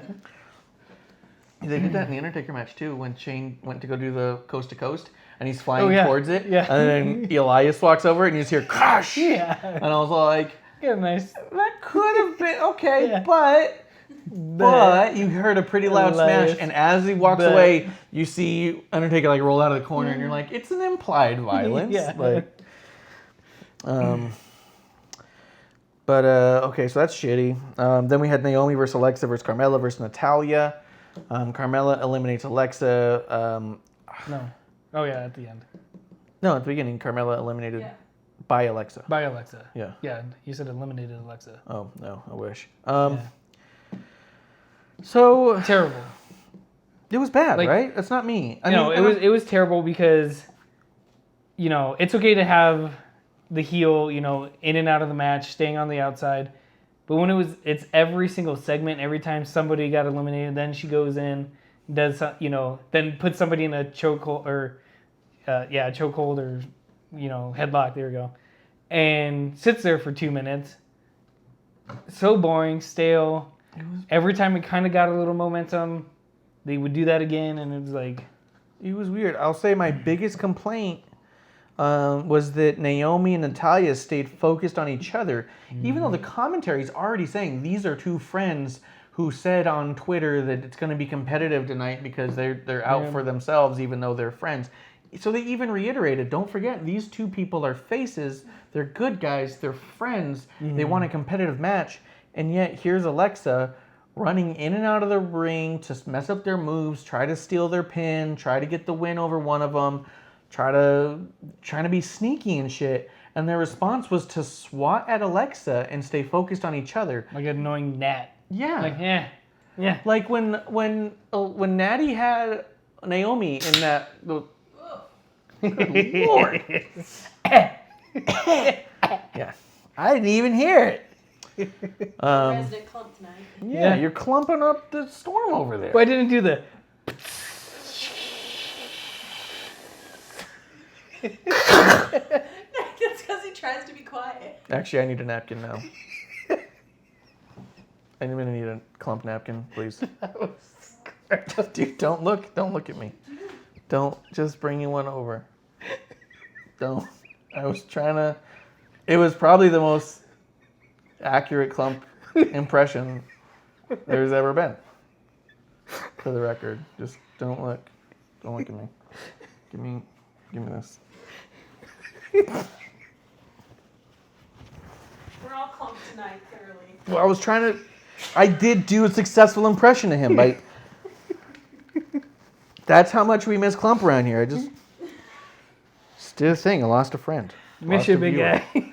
Yeah. All right. We'll fill your shoes right. Is the camera still on? Still on. Still go. So Natalia's got Naomi in that fucking crazy move that the good wrestlers do. Yeah, I'm gonna do this. The surfboard thing. Yeah, that little surfboard, whatever. And then Alexa, in a really smart, cool heel move, I thought that was slides really in good. to get the pin on Natalia while she's doing that. So she's got to kick out, drop the hold. But then Alexa slides back out, and Natalia's response is, "Oh, Alexa." Yeah. Like, what the fuck? She should have Silly. looked right at Naomi. They should have looked at each other and said, "You and me, Yeah. let's fuck her up. Yeah. She's got to be out Let's of get here." that bitch. Yeah, get her out. But they didn't, and they Yeah. kept not. And that was bringing me out of the match, and I think it started to make it so stupid. And Alexa spent so much time on the outside of the ring, and I understand the idea of potentially they were trying to protect Alexa. She's had all those injuries and stuff, and she's the heel in the match, and so she's not supposed to be, showboating a bunch. Anyways, so I get all that, Yeah. but it was too long of a match and too much of that. Yeah. Way too much of that. And then, for Natalia to win, made the match even worse in a sense. It was the win we wanted, but the story of the match had Not the nothing way- to do with yeah, it. Yeah. She looked stupid in that match, and then Yeah. she wins it. I think what they were trying to do with that is that they just wanted the curveball at the end. Let everyone believe Alexa's going to steal the win and stuff like that. So they kept doing that. And then, the curveball is Natalia wins. Cool. We weren't expecting that. Everyone, I'm pretty sure, when it was just Natalia and Alexa left, that they're like, okay, Alexa and Becky at SummerSlam. Yeah. I'd agree with Stackhouse. It was way too long to the point where the audience was chanting, "This is awful." Yeah. They chanted, "This is awful." They started chanting, "You suck." This is boring. Yeah, boring. I agree with Stackhouse. The other thing is it took 2 commercial breaks. Here's the other deal. Here was a match on Raw that they cut during wrestling. Mm-hmm. The first break was after Carmella's elimination, but after wrestling had started again. They didn't reset like they did on the second elimination. Yeah. They just started wrestling again and then they broke. I wonder maybe that was a talent mistake. Mm-hmm. Maybe she got out instead of being like, all right, everyone should disperse and we had to reset the match and all that stuff. Maybe Alexa just jumped back in and they started just doing stuff because like, oh yeah, let's keep the match going. So it could be a mistake on the talent's part, maybe. But they took a commercial break then, and then they took a break during the next elimination, and I was like, this is a fucking 35-minute match. Like, Stackhouse said I unloaded half a damn trailer during that match. He's like building a ring over there. It's all like, I can put this up during this. Yeah. No problem. And I told you that ever since it seems like the end of the PG era, that the women's division has been digressing big time. They're not a focus. Yeah, and they're not showing them like before they were like showcasing them and doing this, doing that, and now it's like I think this match was supposed to do that, but it was just done poorly, I think. Yeah. I think after the ass shot from the night before, Craw. yeah, it really made me think Evolution is not happening. Not after that. It's not, and if you were to even try to recreate the Evolution roster, you don't even have 50% of that roster on TV. So you couldn't even make half of that program. I did really like that the crowd absolutely went nuts when Natalya got the sharpshooter on. Yeah. She put on the sharpshooter and everyone was like, fuck, wah. I did like the Becky and Natalya cutting a little promo on each other. It was okay. It wasn't groundbreaking, but they both looked decent. And they both talked a little bit of shit. It came off a little weird at first. It was like, hey, we're friends. And Becky's like, I'll still kick this shit out of you. And Natalia's like, maybe you're kind of a bitch. So it was a little bit weird. I didn't like it. I thought it was just weird and kind of went a couple different angles at the same time. Just didn't connect with me. I just wasn't interested in it. What would it take to make it click for you? I mean, if Natalya just went in there like, hey, we're friends, but, I'm going after the title, I'm going to take this serious. And then a little more back and forth and said, Natalya pretty much just went out and was like, hey, we're good friends. This is going to be great. And then Becky, just, no. And then it was just, like I said, it was just weird. Yeah. I think that, what I was surprised at was when Natalya said, I agree with all of you, Lexi sucks, and no one responded to it. I was all like, what? Yeah, they just did I thought she was pandering, and then they hated it. It was weird. So that was weird. Also, Shadow King, he saw you just got gifted a sub. I'm really excited for you. We have a pending new emote. So keep an eye out on your keyboard for the emote. It's not going to be Marsh. It's going to be a WWE one. It's going to be me. I'm going to let it be a little bit of a surprise, though. Let's see. I was surprised that the Lexi comment didn't get over at all. I did think it was kind of funny that Becky's all like, what I've learned in the past week is that I do better in war than I do in love. Because this whole like, hey, this Seth and Becky thing isn't clicking as well as it does when I'm just a badass. Yeah. And she's like, well, then you must be a pretty shitty lover. I was like, that's funny. That's I did like that part, but it just, like I said, it was just, I don't know, maybe it was just the beginning that I just withdrew from immediately. And it was really weird at first. Yeah. You know what's weird is I feel like in-ring interviews right after matches used to be such a bigger thing when we were growing up. And I used to be into it, but now I find them so weird. All of them. Yeah, or I think a lot of them just, the talent sitting there trying to catch their breath. And yeah. Lexi sucks. But yeah, I don't know. It was just, okay. But ultimately, Natalya's going to SummerSlam, and SummerSlam has always been good to the Hart Foundation. So who knows? Yeah. It's going to be in Toronto. After that, that was a big thing. When they mentioned that it's going to be in Toronto, I was like, Natalia's gonna win. Well, I don't know. I kind of was like, The Hearts don't always win in Canada, but when they're not in Canada yet, but they're always showcased in Canada. yeah, but they get big pops and stuff, and I mean, I don't know. I think it could go either way. I think also you could screw Natalya out of the title, have some sort of DQ finish. Maybe not like the whole screw job fucking thing, but screw her out where like, you know, Becky walks out or someone interferes and then get the big boo of how dare you screw Natalya. Then you can build into more Natalya and Becky and let them have a little bit of a, maybe that's of a thing. Lexi. I'll show you that I suck. She'll curry some favor to get in that match. Let's see. Then we had Miz TV with Dolph, and I like this one because this one was penned as Dolph requested to be on Miz TV, and he gets out there and he goes, "Man, I just want to check on you, man. Like, what's going on with you? You seem to be." The beginning, I thought it was pretty cool. Yeah. And I was like, I could get behind a Dolph Miz tag team. Yeah. I need more napkin. No. Yeah, I guess that's what. Oh, well, give me the bigger bottle at least. There's more in the little bottle. There's more in the little ones. Give me some ice. Oh my god. Please. Sorry, guys. Yo, dude. God. Fucking give it, man. Clump me some ice, Yeah, man. you're the resident clump, so. Boom. The glass just shatters. Another piece? Um. Here you go. All right. So for Peter. Oh yeah, Jesus. For Peter, who likes to watch on the replays, we just killed 2 bottles. Jack Daniels. We want more, or tell us to never drink it again. Cease and desist or sponsorship. That's what we're going for. Crown, Absolute, anything. Yeah. Is there still soda in that? All of the above. A little bit. I'm just gonna have a little splash. Jack is pretty harsh. It's not Fireball, but it will be. I thought Dolph was fucking incredible in this segment, dude. Yeah. You need those plug back? I agreed with everything he said. With Dolph. So I thought it was just great. I thought it was absolutely great. I loved every minute of it. I'm 100% on Dolph's side on this one. And the producer thinks they might be turning Miz heel out of it. I didn't see that. Also, I was thinking at first. Yeah. I was like, all right, cool. Like I said, them as a tag team, I think would be great.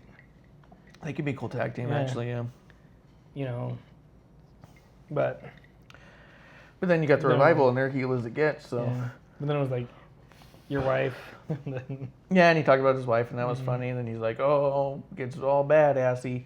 I even heard someone say like, "Oh, it's that believable. I can buy Miz as a badass." And I was like, "You're the only motherfucker who Yeah. buys Miz as a badass. No one fucking buys Miz as a badass. No. Don't talk about my family, because then I'll get like actor mad." An asshole. I think that's the one reason when he was a heel that I liked him, because his acting is so, okay, now I'm acting. Yeah, it's so Yeah. fake that you look even more like an asshole when you act. Yeah. So when you're like, I'm acting, he's like, fuck you, dude, I'm tough. You're so like, all right, fuck you, dude. Like, you hate him more. You look like a Yeah. bigger asshole. Like, it's just different variations of how asshole does he look.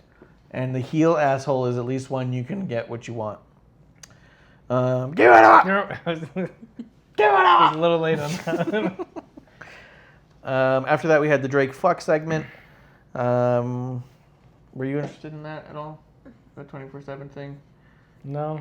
I would say it was mediocrely entertaining, but not overly. Yeah, I mean, I could have done without it. I could the have done ref, without it. yeah, the ref having trouble taking off his tie. Yeah. So, but That was probably the only part I liked, was that the guy's just standing there and he goes, "All right, you should leave," and then he's all like, and Yeah. like there's a ref shirt and you're like, that was weird. Yeah. I like weird refs. but yeah, outside, yeah. Yeah, not interesting, but Yeah. R-Truth is a champion again, and now we're back to that. So then we had the 10-man battle royale, where Seth wins in an otherwise good battle royal. Yeah. It was a stupid win. Yeah. Orton snuck in after Seth thought he won, and he was like, ooh. And then he goes to throw Seth out, who doesn't even get close to going out, and then throws Randy Orton out. And Yeah. so the last 3 battle royals have all ended like this, with a celebration of someone who thinks they win, someone gets sneaky and comes in to steal the win, but then they don't succeed. I'm not fucking interested in this. That's like your that's it. That's your battle royal finish. Not fucking interested. Yeah. I want just a clean battle royal finish one time maybe. Yeah. You know? Or just have the guy that sneaks back in. Win. Yeah, win. Like they're supposed to. Win. That's the point They of being a catch 'em- sneaky asshole. Yeah, they catch you off guard and throw you out.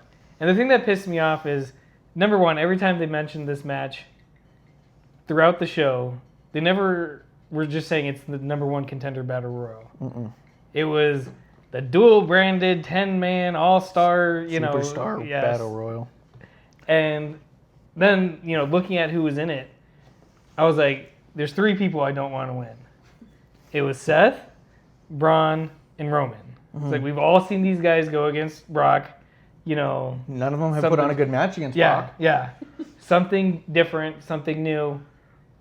And not even new, because I, wanted Randy Orton. Randy Orton versus Brock again. Cool, let's see it. Let's put on a good show this time. Have they really had a match together though? Yeah, SummerSlam 2 or 3 years ago. Remember when Randy Orton was all busted open? Oh Yeah. shit, that So was I thought, dope. Yeah, I thought That's that would a have been built-in storyline. Exactly. And then that's what Randy Orton said on his little promo is, "Hey, I have unfinished business with Brock." I was like, "Great, cool, go, That would have been good. But then when they were 3 out of the last 4, I was like, "Come on." Yeah. This is By the time we got to the final 4, I was like, this is fucking horseshit. Yeah. Seth has never had a single good match with Brock Lesnar. Braun Strowman has had like 4 awful matches with Brock Lesnar. Roman had a year of shitty story and matches with Brock Lesnar. Please give us anything that can be good. Here's a tried and failed 3 dudes, and those are the guys you're leaning on. I was like, fucking please let it be Orton, because I think that could be good. And the crowd was 100% behind Orton. Yeah. They were cheering him. They were like, yes, Chanting. let's do this. Yeah. I was like, come on. Give us what we want. Give us what we want. This is what we want. Give us what we want. And then, the great thing was is when Seth won, the crowd started booing. And then WWE production tried to downplay it. And, I think they muted it a bit because it was a little muffled. And then it wasn't until Heyman goes out there and is like, that's not how you treat the number 1 contender that just won or something like that. And you're like, fuck, they're really laying it in. Yeah. I'd like to think that my conspiracy theory is that they do this on purpose to see, okay, who do they want? Do what? Give the win to the guy we don't like? Yeah, to see, is that really what we don't want? Or, Is that really what I want?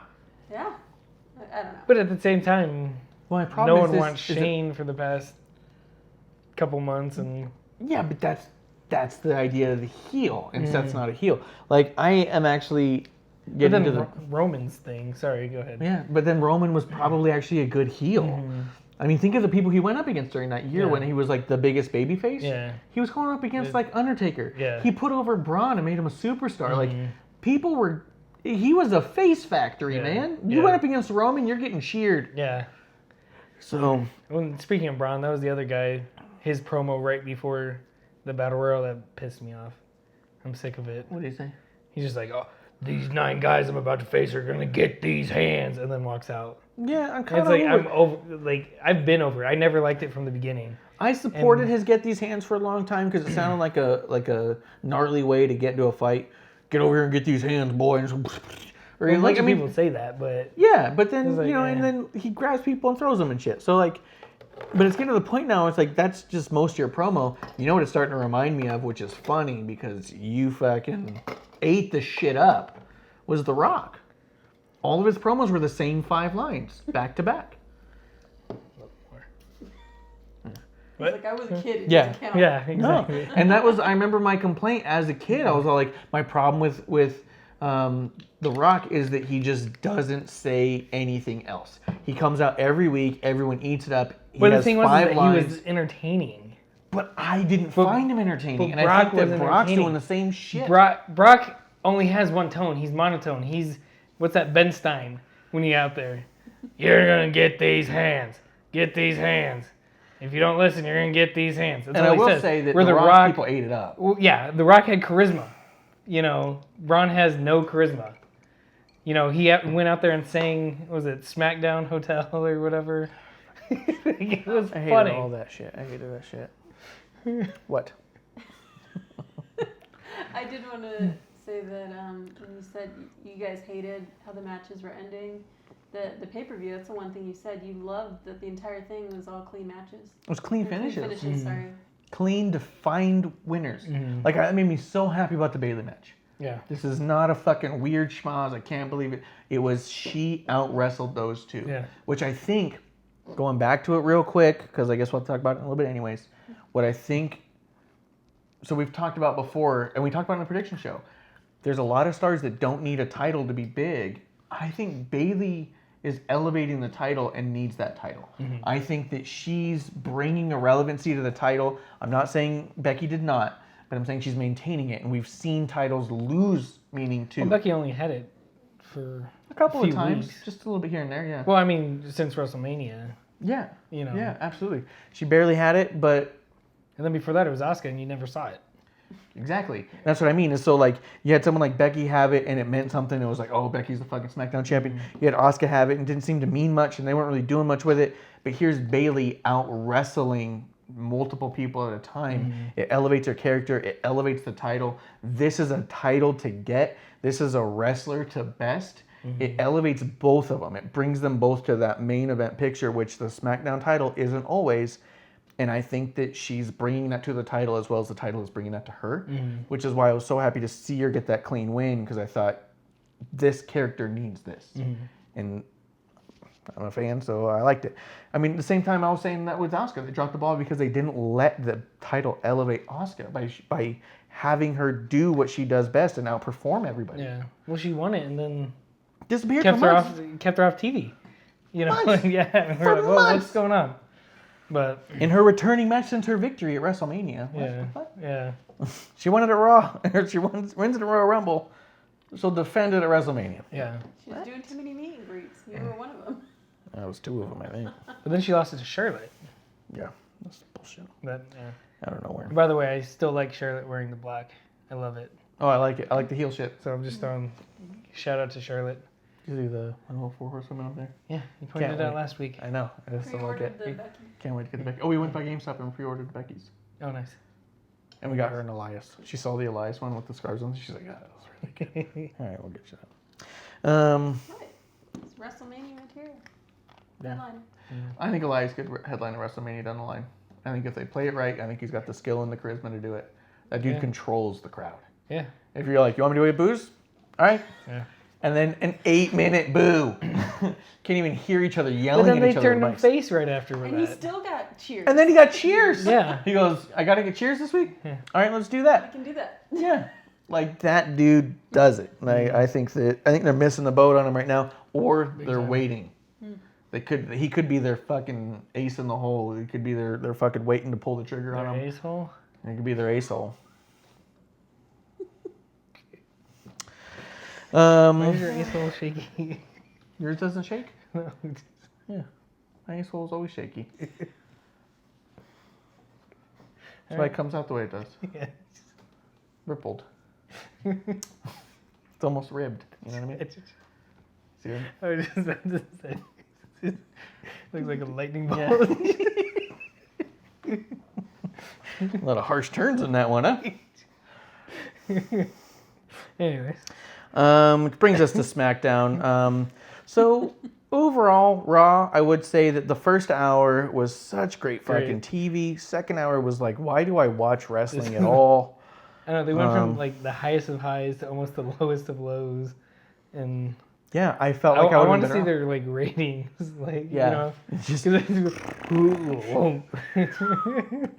a little. actually, their stocks reflect their ratings. I think Yeah. I might buy some soon. It dropped pretty low today. Well, it didn't drop like pretty low, but it dropped significant today, and I thought I could buy in right now, and Yeah. because I think when Fox hits, I think it might be a good deal. Yeah. Also, the stock that I sold still hasn't hit the price I sold it at. Oh, that's good. I feel like I did the right thing. There was one night I was sitting there looking at the stock I had, and I was like, this company's not going to do much better than this for a while. And I pulled out, and I've been right so far. So, You know to pull out. On to SmackDown. Keep subscribing. We need it. Put the I in Prime and the I in subscribe. And no in notifications. You don't have to ever watch again to still be a hero. Just once a month. And also... And put the I in reminder so you can set a reminder in your iPhone to tell you to resubscribe with the I to us. You can also find us on YouTube. Yeah, we do need more YouTube, guys. If we can get to 100 YouTube subscribers, then I can change the URL to actually be YouTube/Wrestling on the Rocks, which is a lot easier than the code it takes. We'll pop a link here in the chat in a minute, and you can see what I mean. It's going to be that link, or it's up to you telling your friends to put your friends in subscribe and the no in notifications when it comes to YouTube. We just want to change that fucking URL. Reaching on that one. I want that URL. What do you mean? Your friends in YouTube. Yeah. Yeah.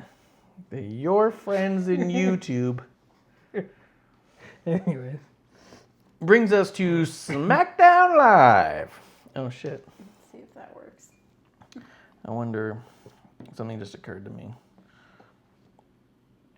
I have a feeling that I fucked up something. I don't even remember where to find this shit now. All right. SmackDown. Raw and SmackDown review. Okay. I was gonna change the title, and I thought maybe I really didn't since the last time we had the show. And I was like, oh, the last one's a prediction. No. Oh god. Here we go again. Get it? Get it?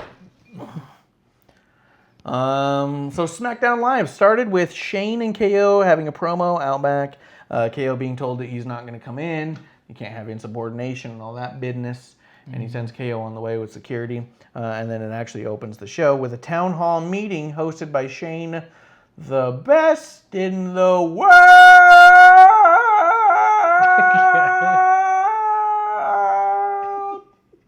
Come on, Street Profits. What? Let's see. Let's see. What does that say? Your feeling of fucking something up should be familiar. It is. I thought it was all right. The town hall meeting. What do you think of it? It was okay. It was all right. Yeah. Did it seem to you like a gimmick to reestablish who was heels and faces with people that haven't been on TV in a while? A little bit.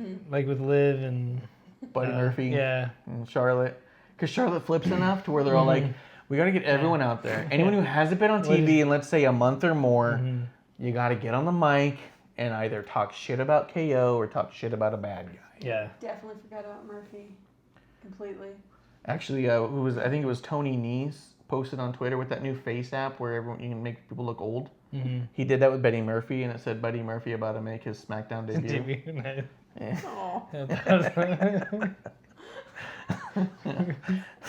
It's pretty good.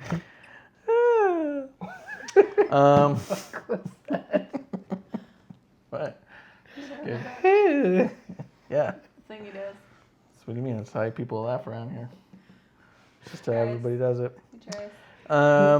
I felt like it was meant to reestablish people who hadn't been on TV in a while, get Shane a little bit of heat.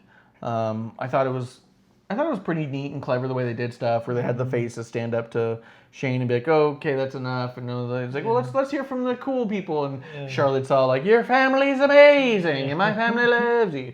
And then he's all like, "That's a good point, Charlotte." Like I thought they were doing pretty good hokey shit in that sense. She's Italian. And then I thought, yeah, she's Mario. It's me, you're Charlotte.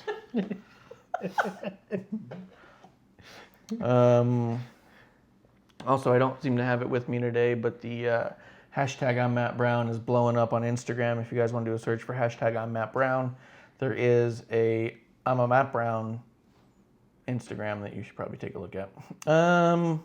It's a me, I'm Matt Brown. Liv, I thought, did awesome. Oh, yeah. Liv Morgan. Mm-hmm.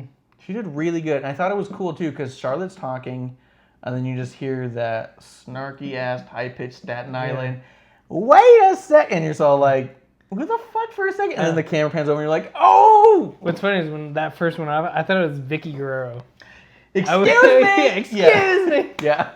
That's exactly what I was like, what? 100%. I heard, excuse me! And I was all like, is Vicky Guerrero? Yeah. And I was all like, Vicky! what? Yeah. So good, dude. Yeah. I'll say this too. I think, an unbiased opinion, one of the most entertaining things of that town hall is if you actually just watched Bailey during the town hall. She was responding so over the top to everyone. Oh! And then when people say stuff, she's like, what are you? Like, she was so invested in what everyone was saying, it was hysterical. And Liv said something, and she talked about like what part of you is not fake, and you hear Bailey just go like, "Whoa!" And it was like this, like. When Roman came out, she was barking. It was Oh yeah. awesome. Roman said something, she's just going, "Hoo hoo hoo hoo hoo." Like it's so funny. You're just like, she's not even in the bit, and she was like a highlight of the bit. Stealing the show almost. Stealing the show a little bit, like hey, the show stealer. yeah. Let's see. Liv grabs the mic. What? Oh, that's later. So Crying. they cut out, Kofi when he was talking. Mm-hmm. I like that Shane's been doing the, Yeah. and then he's like, sorry, technical difficulties, and went back to whoever they were talking to. It takes 2 minutes for them to press the button. Yeah, they always do. I thought they did a really good job, and I'm not surprised, but to me, it's the details. I feel like WWE's very aware and cognizant of the details, and I really liked that when Shane and KO were having their back and forth, he was keeping the mic like here, so you could hear him, but it sounded like you shouldn't be able to hear him. Yeah. And so it was the whole like, where he's all like, and you can kiss, everyone back there thinks you can kiss my ass, you know what I mean? And then he's all like, okay, hey, cut his mic, cut the mic, Yeah. just cut it off. Yeah. Which one's his mic? Just cut it. Just cut it off. And then like it would cut off and he goes, oh, I don't know what happened. Yeah. I mean, like the fact that it was just like, here. Yeah. Did you like their promo? You didn't mention their promo that they started. KO and Yeah, we did. yeah. We talked about it. That's how we started it. I mean, I thought it was really good. Oh, I mean, she said it sounded super authentic. Just came off from almost dramatic, where it's like, hey man, it's not a personal thing. You guys can't have you doing the things you're doing. So I get that too. Pretty cool. And then so they cut off Kofi's mic, and I thought that was funny. And he was just like, okay. You know, I like that if you watch the beginning of the town hall meeting, you see the New Day there, and Kofi's got the title, and then they're all clinking. They're all like hip checking the title with their titles. So funny. Just touching the tips. Then Shane goes to get stunned by KO, and he like just collapsed weirdly. And then KO's all like, what? And like picks him back up and stuns him. I was thinking, I wonder if he got like hit in the jimmy or something. Like I wonder if the kick just landed just right where he was like, where instead of being like, because he's taken stunners before. He knows how to take a stunner, and like everyone to come out and stun you. I wonder if he's like, and he's all like, sorry dude, I gotta get you to do the things. It's good, do the thing. Like, don't touch me. Yeah. Oh my god. Are you looking for your notes? No, you're looking for your notes. But other than that, I thought it was good. Then we had Aleister Black versus Cesaro in a match that was over. It was not bad. No. I really liked the sell of the Black Mass. Yeah. I thought that was clever. He does the kick and the slow motion replay. You see him go like. yeah. I like the intro. Oh, this is gonna be an awesome intro. Oh, he said something like different, but it was like gross and like. Watch the intro, and you're like, what? Like, yeah, he said it was something about the intro was going to be good. Like, No, not the match. Just the beginning. yeah, this guy's got an impressive entrance. Yeah. What? I just didn't like the outcome, like I said. Yeah. Cesaro challenging him again. Like, it would have been better. Cesaro gets this win, then he can lead more to a back and forth, but... Yeah, but they gave him the definitive win. So then I wonder, where do you go with Cesaro? Yeah. You spent these weeks establishing him how as strong he is and how big... How much of a fighter. Yeah. This is disgusting. Yeah. Oh, yeah. You are a mess, sir. Hey, producer. But come on now.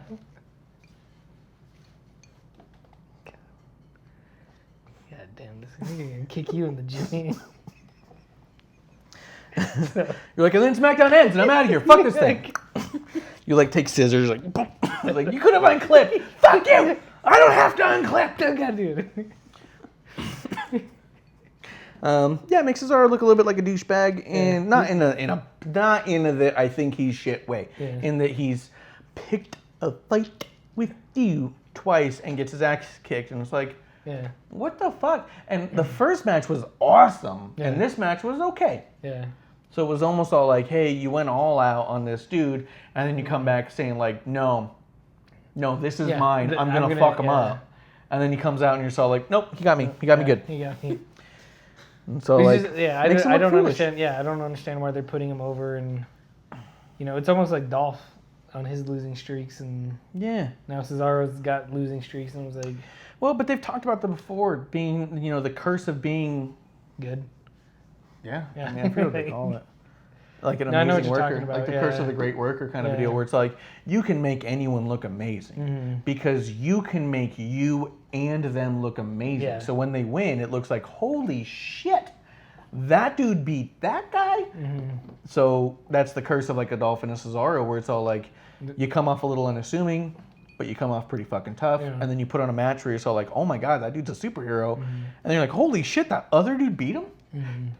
That's the curse of it. It's like, hey, you can get anyone over. Come get this guy. Yeah. Get this guy over. Like, well, can I go over? Yeah. Can I win one? No.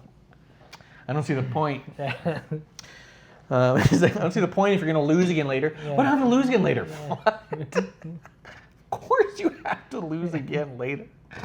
Oh, what are you talking about? It's awesome when you lose. Everyone likes it when you lose. Well, if I lose always, doesn't that mean anything? The way you do it. The way you always lose looks like you might win. So they're gonna make a Dolph Ziggler Kurt Hawkins shirt. Yeah. Did you see they did make a Dolph Ziggler shirt that said "should have been me"? No. It's pretty decent. Yeah. Those cookies. Yeah. No, I'm kidding. I was just wondering. You're like Kofi today. Had things in the belt. Throw them. 7-second cookie break. Still streaming. What? We're not on. There's no way we're on. We're this on. is garbage. Well, who's watching? No, apparently nobody. That's just me. Only me. Yeah. After that, we get Dolph and Shane. You can tell I was only halfway invested. There's a pretty rough typo in here. It's a sugar cookie, dude. What? Wah, wah, wah, wah. Joke there. Yeah. Dolph and Shane backstage. Dulu gets KO match. That's supposed to be Dolph gets the match against KO. Dulu. Actually, I think it's Dulo. Dulo. Best in the Dulo. It's terrible. Hey Siri, play.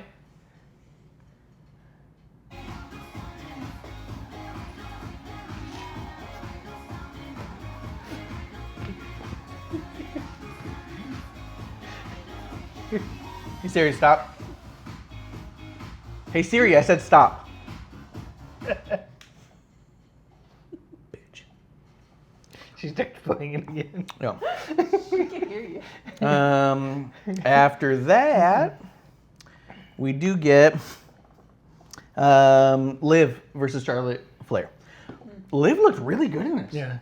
She looked like she was doing a lot of great stuff. She looked. I even put this mark in here. She looked really skilled. Yeah. That's like not always easy to do. You can a lot of times look strong, but a lot of times you can look real technical. She looked like highly skilled. Like she knows what she's doing. She's just got to have a chance to do it. Charlotte looked. And then it made me look at Charlotte again. It was just weird. She's almost turning into Brock. Like if she wants to work, it's good. when she doesn't want to put over the person, then it's like, half-asses it almost. I felt like she Romaned this match. Yeah. I felt like she took most of the match to put over the other person, look like she's getting her ass kicked, and then gives us a look like, okay, I'm ready to win. Yeah. Does her 2 moves and wins. Yeah. You know what I mean? Yeah. So, Siri agrees with me. Anyone at home who doesn't, fuck you. Siri does. So, we're friends. We talk. The fuck was that? What? She agreed, man. Uh-huh. Go on. Tell me You're more. right, Siri. I will. I did have another point. Thank you, Siri. Noodle. Charlotte looked too strong for Liv, which was cool, but also, again, it felt a little Roman-ish. Like, okay, I've been getting my ass kicked, but it's time to roll up these sleeves.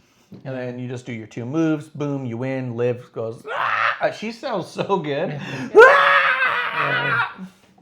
And then she goes over, grabs the mic off Corey's head, which I thought was done really well. Oh, love that. Yeah, that was interesting. Like, it was really good. Snapped him. He's like, what? Snapped it, and he was like, what? Yeah. And like the way that, so at first I was like, yo, he looks pissed. But he takes his mic cord and goes, yeah. so he's like, don't hang me up. So I think it was all like, I'm going to snap it off your head. Okay. And And it's wrapped around his head. Yeah. Excuse me. Yeah. And then, that crying, like, Charlotte was right. And Yeah. it was like, Charlotte was right. Yeah. When you see me, or when I come back, I'm going to be real. Yeah. And you're like, are we going to get a dark side Liv? yeah. I know. I hope she comes back with the Fiend. But then, Can you imagine lights go out, they come back on, and there's Bray and Liv, all fucking Joker paint? the Yeah. blue tongue sticking out. Yeah, blue, like a brighter blue tongue, but it got like, maybe even blue lipstick Joker style. Fucking got like the crow eyes, but like the Joker thing, just like a fucking, because she was Harley Quinn at first, right? Yeah. Have her fucking do the, and then you just like the lights go back out, and you're like, fuck! You know what I mean? You're like, fuck, now you're going to be ruining and terrorizing both divisions? Yeah. Good Lord! Like, that would be amazing, Yeah, that'd be pretty good. Anyways, fantasy booking. That's what we do. We got a lot WWE. of it. WWE, please send me booze or give me a job. My ideas is your ideas, Vince. Hello. No. It's a creative team in the working. No.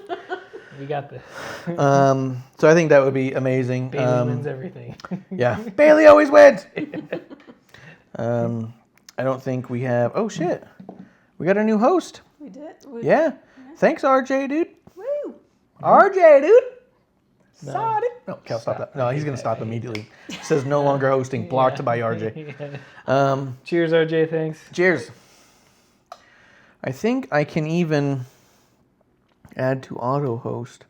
I can make you an auto host too. If you want me to undo that, send me a quick message. Let me know. I don't know a lot about the program. I'm still learning. I don't know if I just did something that would annoy you. If you want me to undo anything, undo it. Just shoot me a quick message. But I just put you down as like an autos to make things easier for you, if you'd like. Yeah, we welcome any Twitch tips. Yeah, and anything, any advice you have, man. We're dying for it. But so yeah, there was that. I think it could be really exciting whatever they do with Liv. I think she's really good. Did you see the table for 3 with the Riot Squad? No. I Definitely watch it. Yeah. Definitely watch it. I've been trying to get producer to watch it a bunch, and she refuses. She won't watch It's anything not that I true. tell her that is good. Anything that I think she would like, she just says no to. No. We just saw the Ricochet. Did you watch the Ricochet? No. I made her. That was I made her. Mm. The Ricochet Chronicle was very, very good. After she's been looking up his abs. Yeah. I was like, All oh, here's that something show. you'll fucking like. Yeah, I hope they got enough of his abs in here for you. Hey, can we Sitting watch over Googling. Can we watch the Riot Squad table for 3? No, but we can watch Ricochet. Anything Ricochet on you? Ricochet. Like, please, you're clumping everywhere. Calm down. I'll put it on. It's not a problem. yeah, right after the I'm Bailey. just kidding. Hey, Siri, play.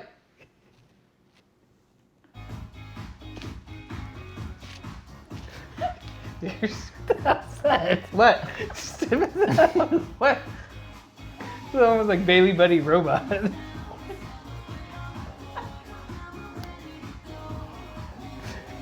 You still? I'm not great at it. Hey Siri, stop.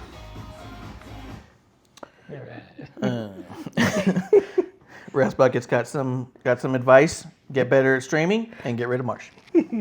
Probably 2 really good tips. So I'm excited to see whatever they do with Liv. I think she's great. I think that she's got the capability of going all in on these. After that, we get Fire and Desire versus Ember and a partner of her choosing. Yeah, it was weird. What do you mean? Well, because they challenged her a week before and like pick anyone you want or we'll take you on.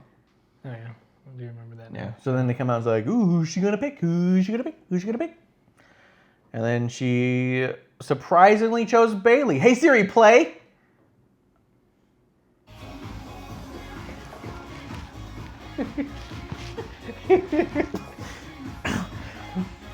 Hey Siri, stop. Yeah. Ain't no stopping. Stop. Stop. There ain't no stopping. I know, but you have to stop. Let's see. So Bailey comes out. One thing that I was going to bring up that I thought was hilarious about the 24/7 bit going back was Corey's little jab about that. Oh, I would have utilized the small package. Yeah, and they're like, "What'd you guys think?" And he's like, "He utilized the small package." No, he said I would have. He's all like, I don't know what I would have utilized the small package. And then he starts laughing. Renee loses it, and Michael Cole goes, "Never mind." You know, he's all like, moving forward. You can tell he just came up with that immediately, and I was like, yeah. Cheers to Corey on that one. Yeah, cheers to Corey and cheers to Michael Cole for getting out of it. Yeah. What was the thing he was saying? He was like, "Oh, I pay for less than that, or I pay for things. I pay to watch things like that." Oh, so when they came back to the Drake fuck segment, he goes, "I subscribe for things like this." Yeah. And I was like, but yeah, he goes, I would have utilized a small package. Renee loses her shit. He's like trying to keep it together. And Michael Cole, ever the professional, moving forward this weekend at the ESPYs, and you could see that the sides of his face were like, I'm not letting him have it. And he fucking no-sells Corey, and it's fucking beautiful from a production and commentator standpoint. Like, oh. Sorry, I had to bring that up. Oh yeah, no, I forgot about that. I forgot. I'm sure that was Clump's favorite part. Oh, penis. Yeah, Clump likes anything girthy. Anyway. So the Fire and Desire versus Ember Moon and Bailey, actually that was a pretty solid match. It was really cool, really clean. There wasn't anything too special, but it was just like a solid, here's just do a few minutes of just good wrestling and a believable win. And then after the match, they interviewed Bailey, and she weirdly picked Ember Moon as her SummerSlam opponent. The crowd was cheering and behind her. Yeah, I didn't like it at all. I didn't like the play of it. Yeah, the night before they had a, 4-way elimination match, and then Bailey just turns around and gives Ember a title shot. I was like, well, why are you giving away title shots? That's not your call, number one. Number two, let somebody earn it. You know? I would actually... It's like, Ember picks her, hey, I pick you. Well, guess what? I also pick you. And it's like... I was halfway expecting Bailey to say, I don't think I should choose, but I think it should be decided in a fatal 4-way with these 4 women. Because she's been saying a bunch, I want to elevate the division. She said, hey, Sonya, let's wrestle. Hey, Mandy, let's wrestle.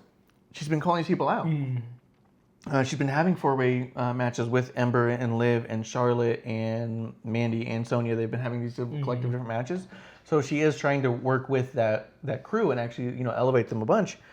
So I think it would have been really cool if she was all like, I shouldn't decide, but if you ask me the top 4 contenders who should fight it out and figure it out, I'd say these 4. You know what I mean? It's like, I'm starting with you. Yeah. I think you deserve a shot if you can beat the other 3, and then list off the other 3. I think that would have been pretty cool to be all like... And build to next week. Yeah, builds to next week, get you excited. you would hear 4 people where you say all those matches could be good. Let Ember win that match even and be like, oh, I knew it was going to be you all along. I mean, even play off of the face thing, you know. But I felt like they gave it to her a little bit weird, a little bit easy. It was almost. It reminded me a lot of Nia challenging Ronda, yeah. Ugh. And it was like, yeah. We try to forget that time. I can't forget the time. That's the problem. The period of Naya. Oh, but can you do this? No, because I'm holding it. I have it. That's why you can't do this. Yeah. What? I can physically hold a button. But I hold it. I can physically do that. You're asking if I can physically hold up a thing above my head. I can physically do. All right. That's what it felt like. That's what it felt like to me. So yeah, it was a little bit weird. On the other side of the coin, the 2 faces, the same coin, whatever. They do things. Two-Face, Joker, Riddler. I was gonna say Penguin. As it were, I'd man. I think Bailey and Ember can tear the house down. I think there's 2 people who can fucking go. Yeah. So it could be amazing, but it's a cold match. Here's 2 faces going in there just to compete at a high level. I really don't have anyone to boo. I have a preferred winner, but still a happy ending. Like, there's no bad win here. So it wasn't like the last one where it was all like, I don't want Alexa to fucking get it again. And boo on the... No! When Alexa's about to win. Yeah, and then you get the big cheer when Bailey wins. This one, you're going to get a cheer either way. Yeah. But see, I almost feel the same way with Natalya and Becky. Yeah, that's hard. Both matches are just both gray matches. There's no black and white, hey, I want this person, I prefer this person. It's just like, well, whatever happens, happens. This man's going heel. Yeah. Nanny makes a good heel. Yeah. Yeah. No, she But she has to fucking go all out. Yeah. So, yeah, I don't know. It was a little bit weird, a little awkward. Excited for the match, but not too excited for the match. Like, Not I'm really happy invested into it. Not invested. Yeah. There's no emotional investment in this match. Although I'll keep this on the table until Bailey loses it, so hopefully we got this out all year. A little Bailey side plate here. People keeping count at home. Let's see, after that we got a New Day promo, which led into the Daniel Bryan coming out to make an announcement, but he doesn't make it 4 times. That was annoying. That was very annoying. It reminded me of Lacey? Yeah. Yeah. Exactly. Yeah, wow. She's coming back. Doing the old... She's not. Yep. Nope, she's Yeah, leaving. yeah. Nope, oh, there we go. Yeah. Nope, never mind. Doesn't matter who does it. It's just annoying. Yeah. It was especially annoying because they emailed in the middle of the afternoon, tune in tonight at SmackDown. Huge announcement. Yeah, Daniel Bryan's making a career-altering announcement. And of course everyone's going to be a little emotionally invested. She's like, oh man, this guy's had a bad history with health and who knows. But it felt more like an angle. It's like, okay, so it's probably not a retirement thing. Probably not a I quit. But super curious about what's going to be. And then to have him come out and go away 4 times is like, all right, maybe I don't care about your career either. If you kind of don't, maybe I kind of don't. Yeah. So I think it pulls me out of it a little bit more than I think that they would like. I think they think it would make me invested, but not really. I was like, all right, whatever. But the New Day was really funny with it. Yeah. Because you could hear the New Day just off the mic a bunch. And they're like, oh, here goes. Oh, never mind. He's on. Oh, here we go. Brian, come on, Brian. Come on. Yep. Then Samoa Joe, Elias, and RKO all come out and challenge Kofi in different ways, cutting promos back and forth. So on a title Elias' shot. music. Yeah, theme music. I was like... You usually only hear it when he wins. Yeah. But I was like, oh yeah, there's that. It's not just a brown... Hello, I am Elias. I did like that RKO was all like, a tag match? Yeah. I'm good. And like walks off. Yeah. And I was like, yeah, of course. Why would the Viper want to be a part of that? Exactly. That's the thing. I thought that was great. And then I thought it was funny how New Day like reeled him in and be like, oh, you'd always think the Viper would be up and ready to strike and realize the snake's gone limp. Yeah.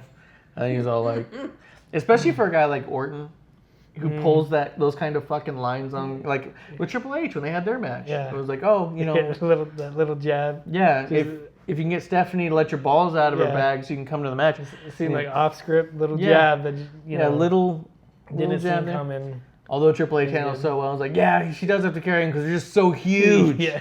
I just can't handle it on help. my own. You wouldn't know about that, but when they're that huge, Yeah. you just can't always lug them around, you know? Like, so instead of getting the title shots, they get a 3-on-3 for nothing, which I thought was interesting and weird. Right? So there's 3 people saying, Kofi put it up, Kofi put it up, Kofi put it up. And they're like, we'll do a tag match with no stakes. And everyone was like, well, that sounds good. Yeah, all right, That sounds fair. Yeah. What? And it was weird because wasn't it Elias that said, well, there's 3 of us and 3 of them? Yeah. And it was like, okay. Yeah. So why are you wanting to tag with the guys you're trying to almost compete against to get a title shot? Yeah. It seemed weird. It seemed a weird way to get to what would otherwise just be a fine match to have. Yeah.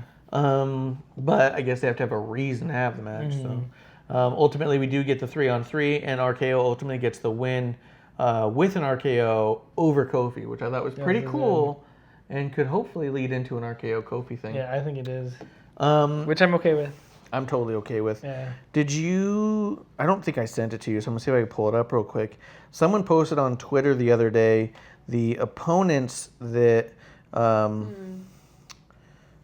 Kofi has had since WrestleMania win, and the opponents that Seth and Becky have had. Okay, so here's a list of Kofi's challengers since WrestleMania. Okay. AJ Styles, Daniel Bryan, Dolph Ziggler, Kevin Owens, Sami Zayn, Samoa Joe, and whoever he goes against SummerSlam. Yeah. Seth's challengers since WrestleMania. Baron Corbin. That's it. That's it. That's it. God. That's the only challenge he's had for the title since WrestleMania. Nice. Becky's challenger since WrestleMania. Lacey Evans. And Bailey. Nope. Mm-mm. No, Bailey took Charlotte. the title off Charlotte. Mm-mm. But Becky faced Charlotte. For Yeah. the SmackDown. Yeah, but she still faced her. Yeah. For But not for the for Raw a title. belt, but for a belt. For the Raw title, But that's fine. only Lacey. But yeah. And then for the SmackDown, one challenger, Charlotte, Yeah. went to Bailey. Yeah. Like, what the fuck? When I read that, Well, and that's why I've been saying not forever, but the last, dude, it's so good. she's so good. Just watching the Bray video, I retweeted it and I'm looking at it. The lights, Yeah. fucking Bray. Bray But, Wyatt. I've been saying for a while that Seth, is flat and stuff like that, and that I think, that shut up. There is no doubt this man is going to terrorize WWE. Sorry, it's just good TV, man. I'm sorry. That's my bad. I shouldn't have done that. So anyway, I've been saying that Seth has been bringing Becky down. Yes. With all this, and I think that might be one of the reasons why I didn't like the whole back and forth with Natalia, because I think both of them have taken such a giant leap down the ladder that they're both just flat and boring almost. Yeah. And they've been doing this. The only thing, and that's just it too, is I thought that almost highlighted maybe that's why we're bored with their championships. Not because they're not good champions, but because they haven't had any spice to their challengers. There's no open challenge. There's no, hey, I just feel like doing it. Yeah. When she was a SmackDown champion, that's when we first saw Nikki Cross. Remember, she just came out, she goes, I don't care what's going on. I just want to come out here and defend it. Someone come fucking fight me. And then she goes, I'll play with you, Becky. Yeah. When that happened, that was awesome. Yeah. I was like, yeah. That's when Nikki was cool and scary and not some Alexa doormat. Yeah. Yeah. But yeah, it's just like, I don't know why Kofi. That's why I think people are more behind Kofi than they are behind Seth. Because it's and Becky. interesting. It's interesting and it's different. And plus, he's facing me and was like, man, he fucking defended. He defended. When you defend against the same person over and over again, and you keep losing or you keep winning. Give him some pills. Producer. It's not as interesting to see you beat the same person over and over again. Yeah. If someone beats you, let's say you had a non-title match and you lost to the contender prior to the match, because that used to happen from time to time. Yeah. Hey, I'm gonna go up against you at the pay-per-view, but tonight I'll go up against you just to give you a fucking try, not for the title, and then they would lose and be like, holy shit, this person's capable. This person deserves. Yeah. Yeah, this person never looked capable. Baron and Lacey never looked capable of defeating them. Baron, I think, did. But Baron looked like he might every match, but never did. Yeah. And he never had any other matches with anyone else to make him look like a badass. Yeah. If he had defeated someone else along the way, maybe. If he beat like a Bobby Lashley, you'd be like, Throw fuck. Braun out there. Yeah. Yeah. Give Baron a crazy win where he's all like, fuck, maybe he's more of a badass than I thought. An upset. Yeah, but never happened, and I think maybe that's why their stuff seems so stale. Yeah. But if we go with Kofi and RKO, pretty excited about that concept. After that, we had the 24/7 spot with Truth hiding in a washing machine, which is okay-ish. Yeah, who did you say did that? Oh, Kane? Kane. I don't remember that. I don't remember it either, but I'm sure it happened, Yeah. so I thought I would look it up at some point. After that, we got the Iconics versus the Kabuki Warriors in a garbage match where the Iconics lose by countout on purpose to keep their titles in a cartoonish countout. Like, if you're doing like, it looked like you made Asuka and Kairi Sane look stupid. They made him look really stupid. Because you got to the 8 count, and they're still sitting on the other side of the ring. Yeah. Well, then, the only thing I liked is that Billie Kay was starting to walk into the ring, and then Peyton Royce was like, realized the count, and it looked like it dawned on her, and then clicked, hey, Yeah. let's take this outside. But even Corey, I think it was Corey, was sitting there and was like, hey, Paige should do something, interject to get them, into the ring and stuff like that. Paige walks And over it and was- says, get in the ring, ladies, and Yeah. then walks to the other Yeah. side. Yeah, and I was like, What? yeah. What the fuck? And then for Asuka to just be standing there. Like, Asuka's never been in a match before. Oh, I didn't realize. What the Yeah. fuck? How many times have we seen the challengers run out to throw the motherfucker back in the ring and then see that person roll back out to try and get the count rolling again? Yeah. Make the match interesting. Yeah. Like, if you're going to ultimately do the count out, make the Iconics fight for their count out count out loss. Yeah. Make it interesting at all, but it wasn't. It was like their first chance, and they're like, yeah, I guess we'll just stay here. Yeah, and then- stand there. Yeah, and stand there. move. And Asuka's like, Yeah. what? Yeah. I think it would have been better. Yeah, they throw Billy outside. They get to like 2 or 3, and then Peyton goes over there. Yeah. Hey, let's go. Let's just go. Yeah, and start they walking run away. off. Yeah, and they You take know, off. And then Let even them have be off the ramp before it even hits 10. yeah, exactly, and have the Kabuki Warriors Chase 'em. running after him. Yeah, Like, but they can't get get back. here. Yeah. You know. Fuck. But it was stupid. They stared at each other like, I'll just wait here. Okay. Yeah. Then you wait there. But Yeah. then I'll lose. Okay. And I was like a Yeah. high noon, like Yeah. old western, like, come on, make it move. Come on. I can't believe I didn't win. What? Damn. It just felt stupid. Yeah. And then the Kabuki Warriors beat down the Iconics after the match, and I listed this as a waste of airtime. And I stand by that. Yeah. And then Bailey was on Twitter defending the Iconics, like messaging on all the Iconics, like, defend these titles and make them look like something and keep fighting for them to mean something and all this stuff, because they kept saying like, oh, 100 days champion and all this stuff. So as much as it pains me, you have to make them look good and all this stuff. And I made some sort of comment like, you've defended the titles more on Twitter than they ever have on TV. Yeah. And I tried to make it sound like I'm not shitting on the Iconics. Yeah. Because I don't want to make it sound like I think they're shitty. But I think they're shitty. Yeah. But I think Twitter should be more positive. So I tried to take the positive route. And I said, you've defended the titles more on Twitter than they've been allowed to on TV. But they're fucking garbage. Yeah. This is my show and we can say shit. Shit. Twitter, I try to be nice and positive. I try to be good. They are hiring a continuity manager or something. Maybe this is why. Continuity issues. What continuity issues with the Iconics? They just never show the fuck up. Yeah. That's continuous. That's consistent at least. Yeah. So that was a waste of airtime, much like the second hour of Raw.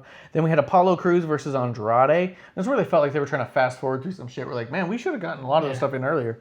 Yeah. So we got Apollo It Crews. was almost like, oh, we forgot about this. This happened during the, what was it, community something or other? Oh, the town hall. Yeah, town hall. And it was like, all right, hurry, just go out there and I did do like it. the Cesaro using it to get the match. Yeah. Hey, wait, Yeah, Shane. yeah, that was fine. I thought that was Want some cool. more? Yeah, I'm gonna need an ice cube.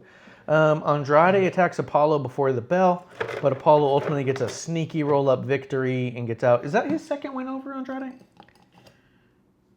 It might be. I think it is. And, Zelina's like, oh my God, how could this happen? Oh my God, my God.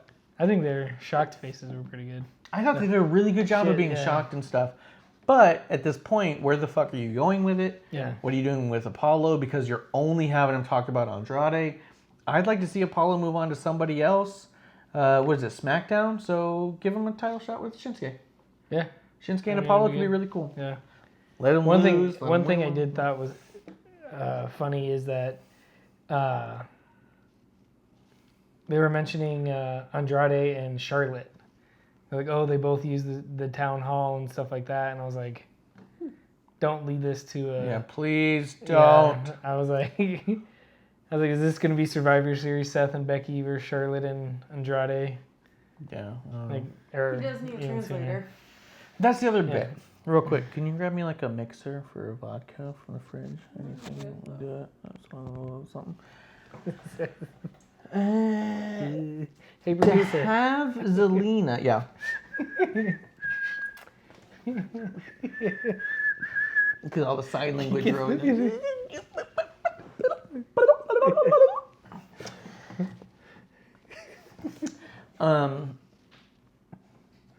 The amount of mic time they're giving Andrade to me undermines Zelina.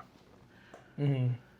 If you're gonna have Zelina be his manager, translator type, I would rather him even put his hand over the mic or start screaming at her blah, blah, blah, and have her be like, my client respectfully disagrees with you, or you know what I mean? Like that. Get smart with it, you know what I mean? Like start being smart ass and be like, he's all fucking pissed and pointing fingers and he goes, he doesn't see it that way. You know what I mean? And like, don't even have her effectively translate, or even have her say something that seems to be completely wrong. Where he's just all like, no, and he's like, no, and she's like, he loves the idea. You know what I mean? Like, no, sir, he doesn't like it. Yeah. Or he's just all like, yeah, I want to. He's like, he hates that, and he's not going to agree to that. Do something like that. He disapproves. Yeah, he doesn't approve of this. He's not going to do this shit. Like, do something like that. But at this point, they're having Zelina start the promo and Andrade end the promo, and it always ends with a, what was that? Yeah.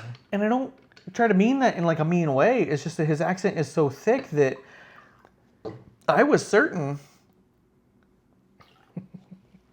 that I was positive that he was speaking Spanish the entire time, only to find out that half the promo was in English. Oh, well done. You're welcome.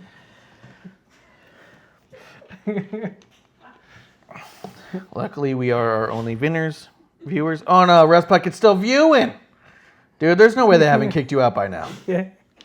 They said, you've had all the dragon wings you're gonna eat, kid. You better get going. Aw, is he just by himself? Yeah, dude, are you by yourself?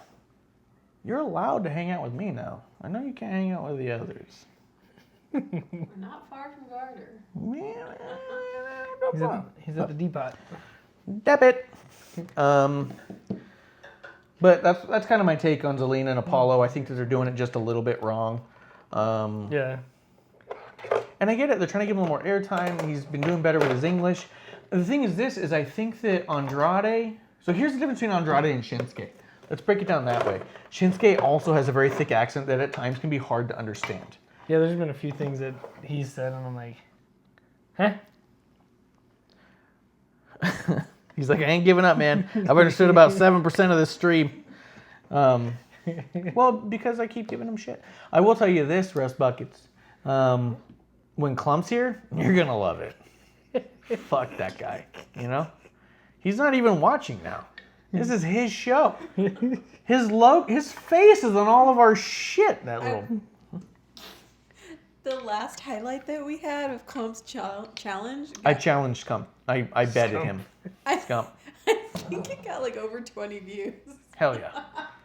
Share it. I think you saw it. I steadfast in my belief that Clump is not athletic enough to outrun his own shit. And given the pressure, if he had to shit, he wouldn't make it to the bathroom before the shit dropped. I bet him anything. It's titled Clump's Challenge if you would like to go back and see. Thank you, Rust Bucket. Yeah, he's Yes, alright. Shinsuke. Shinsuke. Feel bad. I watch all the shit you send me, but never respond. Come challenge you liked a lot. But so Shinsuke can be really hard to understand, but he's super expressive with his face. He does a lot of. He's like, Yeah. He does really expressive emotions. He emotes physically to where you can tell he's being a badass or an asshole, and he's like, nah, I don't understand that, and I don't want. I mean, his whole like I don't speak English bit was so fucking funny That was so and great. such a good heel move. Yeah. You know, oh, can you imagine that? Forgetting a whole language in a day. No speak Yeah. English. But yeah, they interview him and goes, no, speak English. And I was all like, fuck, that's so funny. That was But Andrade only has one face. Mhm. He only makes one face. It's his mad face, his intense face. Oh, fuck everybody, I'm a badass.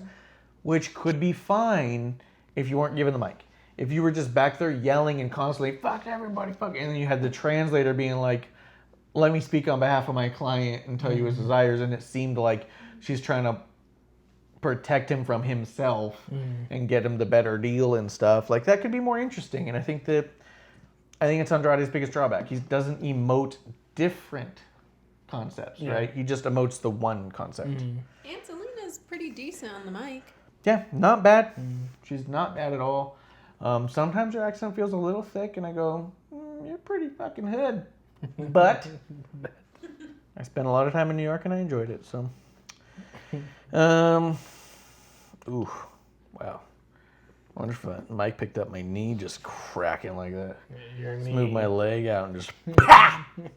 At the end of the show, though, we did get Ziggler versus Kevin Owens. The commentator. Hey Siri, play.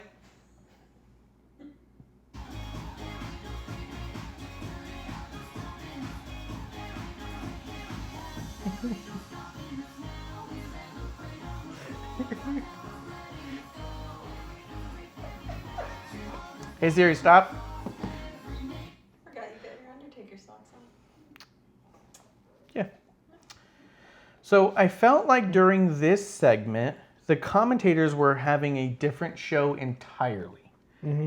Corey was going on and on about Shane and how they're idiots for not supporting their bosses and stuff. And it was this weird, like, it was beyond, like, I toe the company line. And it was, I actively kiss ass. And I guess it. I get it. He's the heel commentator. And you're not supposed to like him. You know what I mean? But he was really going beyond the I toe the company line and more towards the I kiss ass and you should kiss ass. And it's more important to talk about Shane McMahon kissing ass than it is about what's happening in the ring. And you're commentating the match. So there was minutes before they even mentioned what was going on in the ring. If you had the video off, if you were just listening, you would have no idea what's even happening. Yeah, you think it's a promo. You would think it's a Almost, promo. Yeah. Yeah. That was very upsetting to me that JR has always referred to the commentators as the lyrics to the song that the wrestlers are performing, and I felt like you super let them down. Yeah. It felt like that they were secondary to your fucking gimmick. You're a fucking commentator. Relax. Your gimmick, we get it. Yeah. And we get it every fucking... You can't stop throwing it in our fucking face. You're on every fucking show. And then We he's got his get own your show. fucking gimmick. Then Yeah. he's got his own show. on the He's got network. several shows on the fucking network. Yeah. We get your fucking gimmick, Corey. Yeah. You're Mr. WWE. Yeah. That's fine. Please don't take away the story of KO versus Ziggler to get yourself over. You spent so much time getting yourself over as a Shane McMahon lackey, which we all fucking knew going into it, which is fine. That's a fine gimmick to have, but you spent fucking minutes on it. It was really fucking aggravating. You're there to get the talent over. You're focused on yourself this entire fucking match. Yeah. And I wouldn't say that's true of every time that Corey does anything. But during this match, you were super focused on yourself. Yeah. Look at me. Look at me. Yes. This is my point of view. This is where I'm coming from. You know, and then like you said, match was secondary. I'm surprised he didn't cut a an ad, you know. Give a Yeah. shout out to Dr. Scholl's while I'm at it. and, Check out you my know. Pro Wrestling Tees website. Exactly. I don't know if you got Pro Wrestling Tees or Yeah. not, but Follow me on Instagram. Give me like, you Yeah. know, something like that. Like, it felt like he was super like pushing himself, yeah. which otherwise might not be horrible, but it wasn't that long of a match to tell that story, and you really neglected to do them that justice that they deserved. These are performers that deserved you to tell their story. Yeah. You know, it should be play by play. Yeah. You know, oh, he does this, you know, and it was. There was a time there where Cole, during one of the Raws, was trying to get in what was happening, the action. I also happened with Tom Bryan too. But Renee and Corey were talking over Cole so much, he couldn't say. It was during Extreme Rules. Oh, really? Yeah, it was the Undertaker on the outside of the ring and something. And Elias came in, and Corey and Renee were going back and forth with colors so much that Cole was like, but that. And it was maybe it was actually Lashley taking control. You know what I mean? Like, I've noticed he does that often, where he just blurts out what's going on because they're not doing their job. no. You know. And that's just it. Is the play-by-play takes precedence. Colored is secondary. Yeah. And I get it, and I want you to get your shit in. I do, because I think that color is super important. And I think a heel commentator and a face commentator and a play-by-play, I think that matching can go very well. But when you talk over the play-by-play, you're undermining the action. The match. You're undermining the match, you're undermining the characters, you're undermining the story that these performers are trying to tell. And I feel like he has a hard time adjusting with that at times. Not always, but at times. And I feel like those are times when you got to check yourself, dude. Pull back a little bit. Who's more important right now? You saying your fucking one-liner, making your stupid fucking reference for Twitter, or these two dudes breaking their fucking back in the ring? Yeah. Just how I feel about it. Agree. My second comment on here was Corey's a fucking idiot. So, sorry. So it goes on with the About first that. comment. You can watch the highlight of why we don't need Corey on YouTube. Crowd gets surrounded by Shane and all the heels. There's like 17 dudes outside of the ring. Dolph beats on KO for a little bit. At that point, he starts to get the edge. KO gets a stunner on, I think he gets a stunner on Dolph. Goes for the pin. Shane pulls him out. He gets the stunner on Shane and then books it out of the fucking ring, out of the thing while everyone chases him. And that's kind of how it ends. And then I like how Kayla comes over to interview him. He's like, seriously? Yeah. Like, what? Right now? And that's kind of how the show ends. Shane saying he's going to get one. He's going to get Kevin Owens. He's going to teach him his lesson. And then Drew doing it like, he can take the battle, but you've got the war. Yeah. See, and the one thing I didn't like from that is you never heard the bell ring. Yeah. Like Shane, he stuns Shane and runs off, and no 10 count, nothing. Like, Yeah. The little detail was Yeah. a little missed. Yeah, for sure. I was listening, you know, waiting for the bell to ring. I was like, all right, Dolph won. They never announced it. Yeah. So. Yeah, they're going to be fighting forever, I guess. But that brings us to the end of what WWE had. I will say that if you guys, whoever's left, have anything you want to ask or add, AEW did post a couple of new T-shirts, one of which is exactly what I actually suggested. So during the Cody Young Bucks match, I was so into Cody and Dustin that I said, I want a Brotherhood shirt. And I said, guys, I tweeted it out. I said, guys, put the Nightmare Family skull with a blank side on one side, the red and black on the other. Make it a shirt. Put Brotherhood on it like it says on your belt straps. Done. I don't need commission. Get it done. Just a free. Yeah, I was like, and I put hashtag give me a shirt. Yeah. I wear. Yeah. And then like 2 days later, that's exactly what they released. It's on Pro Wrestling Tees now. And I think they actually have their own site now. It's like AEWshirts.com or something like that. Oh, really? Yeah. Dustin tweeted it out, whatever it actually is. But it's really cool. It's the Nightmare Family. So the little wings are the American flag, but the skull in the middle is half blank and half red and black. And it says Brotherhood over the top of it. And it's pretty cool. Check it out. Yeah, that one, they got a new Luchasaurus and Jungle Boy shirt, which is pretty fucking cool. And the Dark Order, which is cool. It's super Aleister Black looking. But that's what they're going with. That's what they're going to make. So, ShopAEW.com. ShopAEW.com. That's what they have now. And then it just links you to all the elite instead of WWE Well, yeah, Shop. but scroll down. Is that their pro wrestling one? Let me see some of the prices on it. No, that's a different site. So yeah, they're starting to host their own shit, their own shop. On their Twitter. AEWshop.com. Is that what you said? Yeah, that's what they have here. It says available now. I'm just asking for a yes or no on that. You said AEW shop. Yep. Yeah. ShopAEW.com. ShopAEW.com. So yeah, that's really close to WWE. WWE I'm is also not trying to figure shop. this out. I've never seen any of this. Yeah, no, it's pretty cool. So it's like their own hosted site. So WWE shop or shop AEW, I guess it doesn't matter. But it's not just a link to the pro wrestling one, which I was curious about because like a lot of the podcasts, like Bruce Pritchard and 83 Weeks, you go to their website and it says buy their merch, the shop, and yeah. it links you to their pro wrestling wrestling. tees. And so because a lot of their shirts are on pro wrestling tees one way or another, it's cool to see they have a hub with all of their merch that you would have seen like at the shows. So, Rest Bucket's got a lemon party. Oh yeah, that looks good. It's Blue Chew, dude. It's got Blue Chew on it. Oh, I just broke my iPad. Dude, you should click it. Click that. Not you, but Rest Buckets. If you look, there's a Blue Chew ad on that page. That makes a lot of sense. Makes a lot of sense. Did you have anything else you wanted to get out? Anything you wanted to specifically talk about? I don't think so. As far as our predictions went, Ziggler KO, we both thought it would be KO. Shinsuke Balor, we both thought it was going to be Finn. But it was Shinsuke on that one. So we both did poor on that. 205, we both thought Gulak, and it was. Cesaro and Alistair, I said no contest. You said Cesaro. We were both wrong. Planets Champs, we both said Heavy Machinery, but I want the New Day. You wanted Churros. Revival and Usos. You thought Revival. And I thought Usos. Braun and Bobley. Last Man Erect. I wanted a double knockout, but I think it's going to be Braun. It was Braun.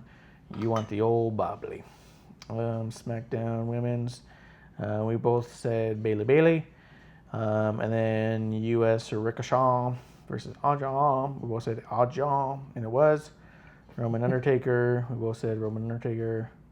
Kofi. And then the very winner takes all. I said I think it's going to be... Oh, we both said think it's going to be Seki. So I think I won by one. That's what they're calling themselves on fucking Instagram. Isn't that insane? What? Yeah. I thought you were just Yeah, I slurring. thought you made that up. No. That's what they're calling themselves. And there's like a hashtag Seki sucks. You know what I mean? But there's like, yeah, Seki that's does what they're suck. That's their relationship name. So how like Brangelina and all that shit, they're Seki.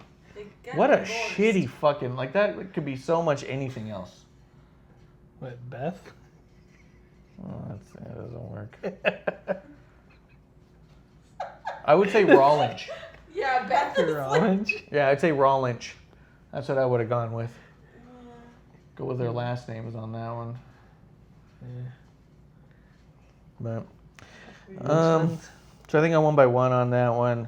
But apart from that, we're gonna do a show. Hopefully, not. Oh my god, look at my few notes, and it's all paragraphs of shit. Oh my god, dude. Watch Fight for the Fallen. There's a spot that was wrote about in Heroes. I was like, oh, so fucking obvious. There's a whole surprise thing that's not a fucking surprise. Really?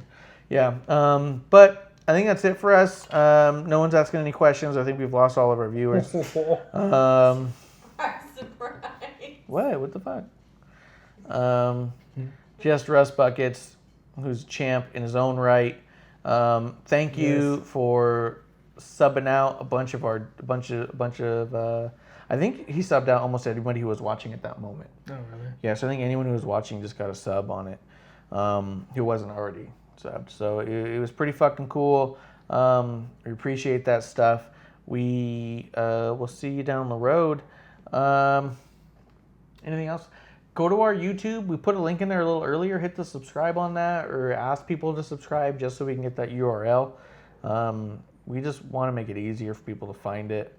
But I do believe if you search for Wrestling on the Rocks and put my name or Clump's name, so if you put Wrestling on the Rocks Marsh or Wrestling on the Rocks Clump, we come right up. But otherwise, I think that's all we got for you this week, and we're gonna figure out when we can do a show on Fight for the Fallen. I think when we do Fight for the Fallen, we should include Evolve in that. Oh yeah. I got some homework. Yeah. Oh man, I gotta rewatch that match. I'm gonna put notes for it. That good, huh? Tell you, it was definitely not bad, but a lot of it was bad. Last call. Last call. I think that's it. Rust Buckets. Rust Buckets. Frank, you enjoy the depot. Are you doing this on MVP. headphones? MVP tonight. Mm-hmm. You got the old AirPods or the Beats? What are you doing? What are you rocking? There's no way you're in depot at fucking almost 10 o'clock at night watching a fucking cell phone video Yeah. without headphones on. Can you imagine? You just got the volume up, holding it. Just all loud. Guys, I'm just listening to what... I don't know what they're talking about. GGZ. Yeah, AirPods. But that's it, dude. We'll hit you up. We should grab a drink. Take a posterity photo. But I think that's it. Unless there's anything else you want to bring up. I think that's it. Yeah. Oh, the other thing, real quick, is the next crate, Pro Wrestling Crate theme came out.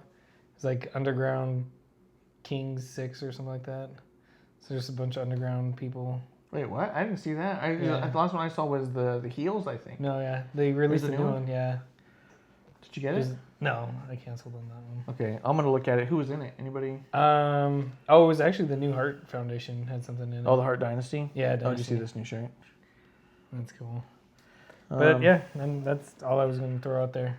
Hold on, I'm gonna look this up real quick. Pro Wrestling. You just click the... No, because that was for the other one. Oh. That was for the teas.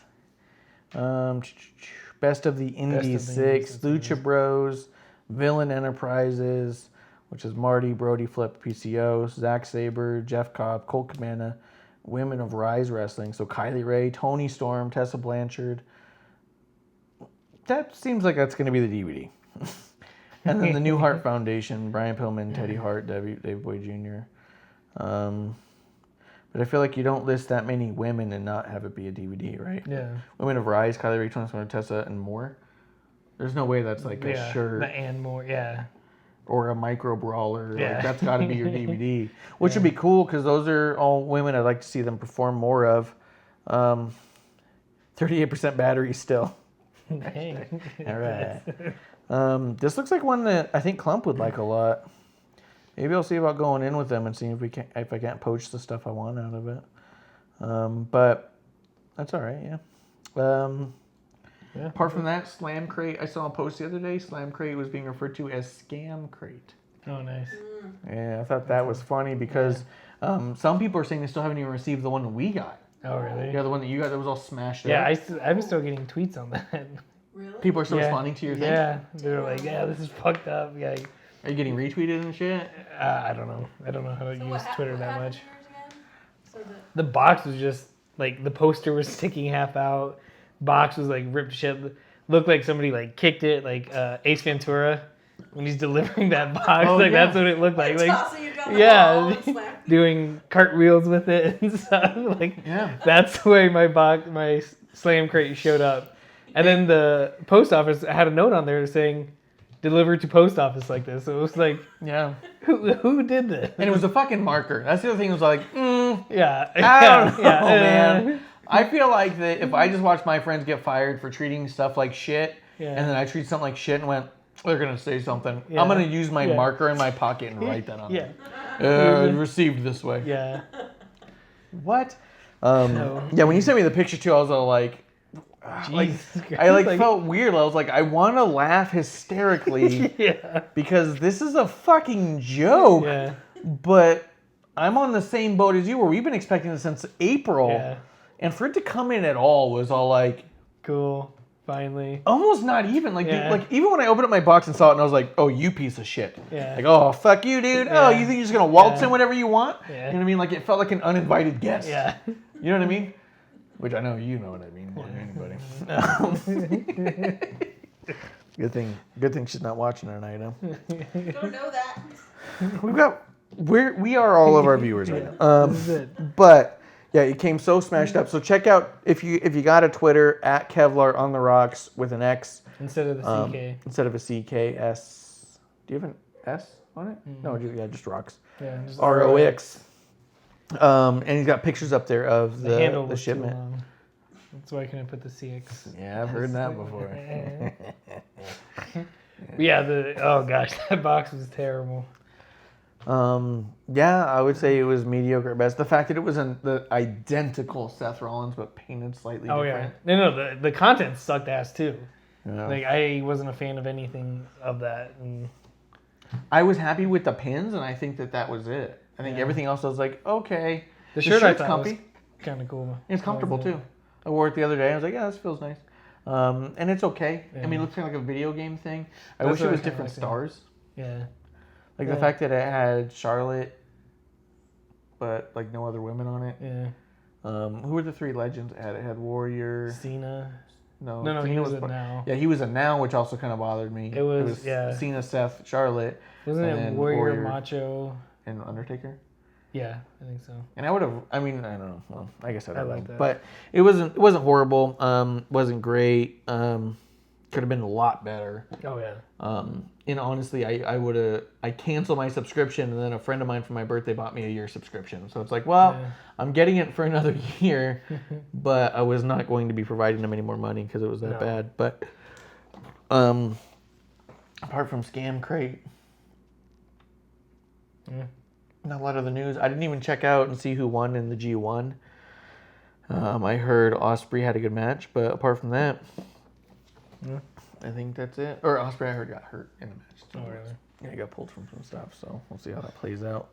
But I think that's it. We'll see you guys next week. Hopefully, maybe even before then, to break down a little bit of All Elite. I know I gave it a lot of shit today. I do have a lot of complaints about them. I want to see them get better. It's not oh, I hope they fail. It's, I want you to succeed, and I think you are your own worst enemy here. Constructive criticism. Hopefully. Like, hey, Yeah. do better. Please pay attention, because if not to me, but just, the large majority because I've heard Cody say things like, oh, I don't need to look at reviews or listen to what people think because I hear it in the audience. Well, your audience is the people who have bought in regardless of what you're doing. Yeah. The casual fan will be the backbone of your company, and you don't even understand that yet. Yeah. And again, I think he's fucking pulling for this Yeah. outside story. Yeah, after you said that, that's all I can think about. I'm like, oh yeah, just Just insurance plan, like. It's what it looks like, man. But all right, guys. Last call. Cheers. Actual last again. call. Thanks you, Russ Bucket. You're a hero, a gentleman, and not a total asshole.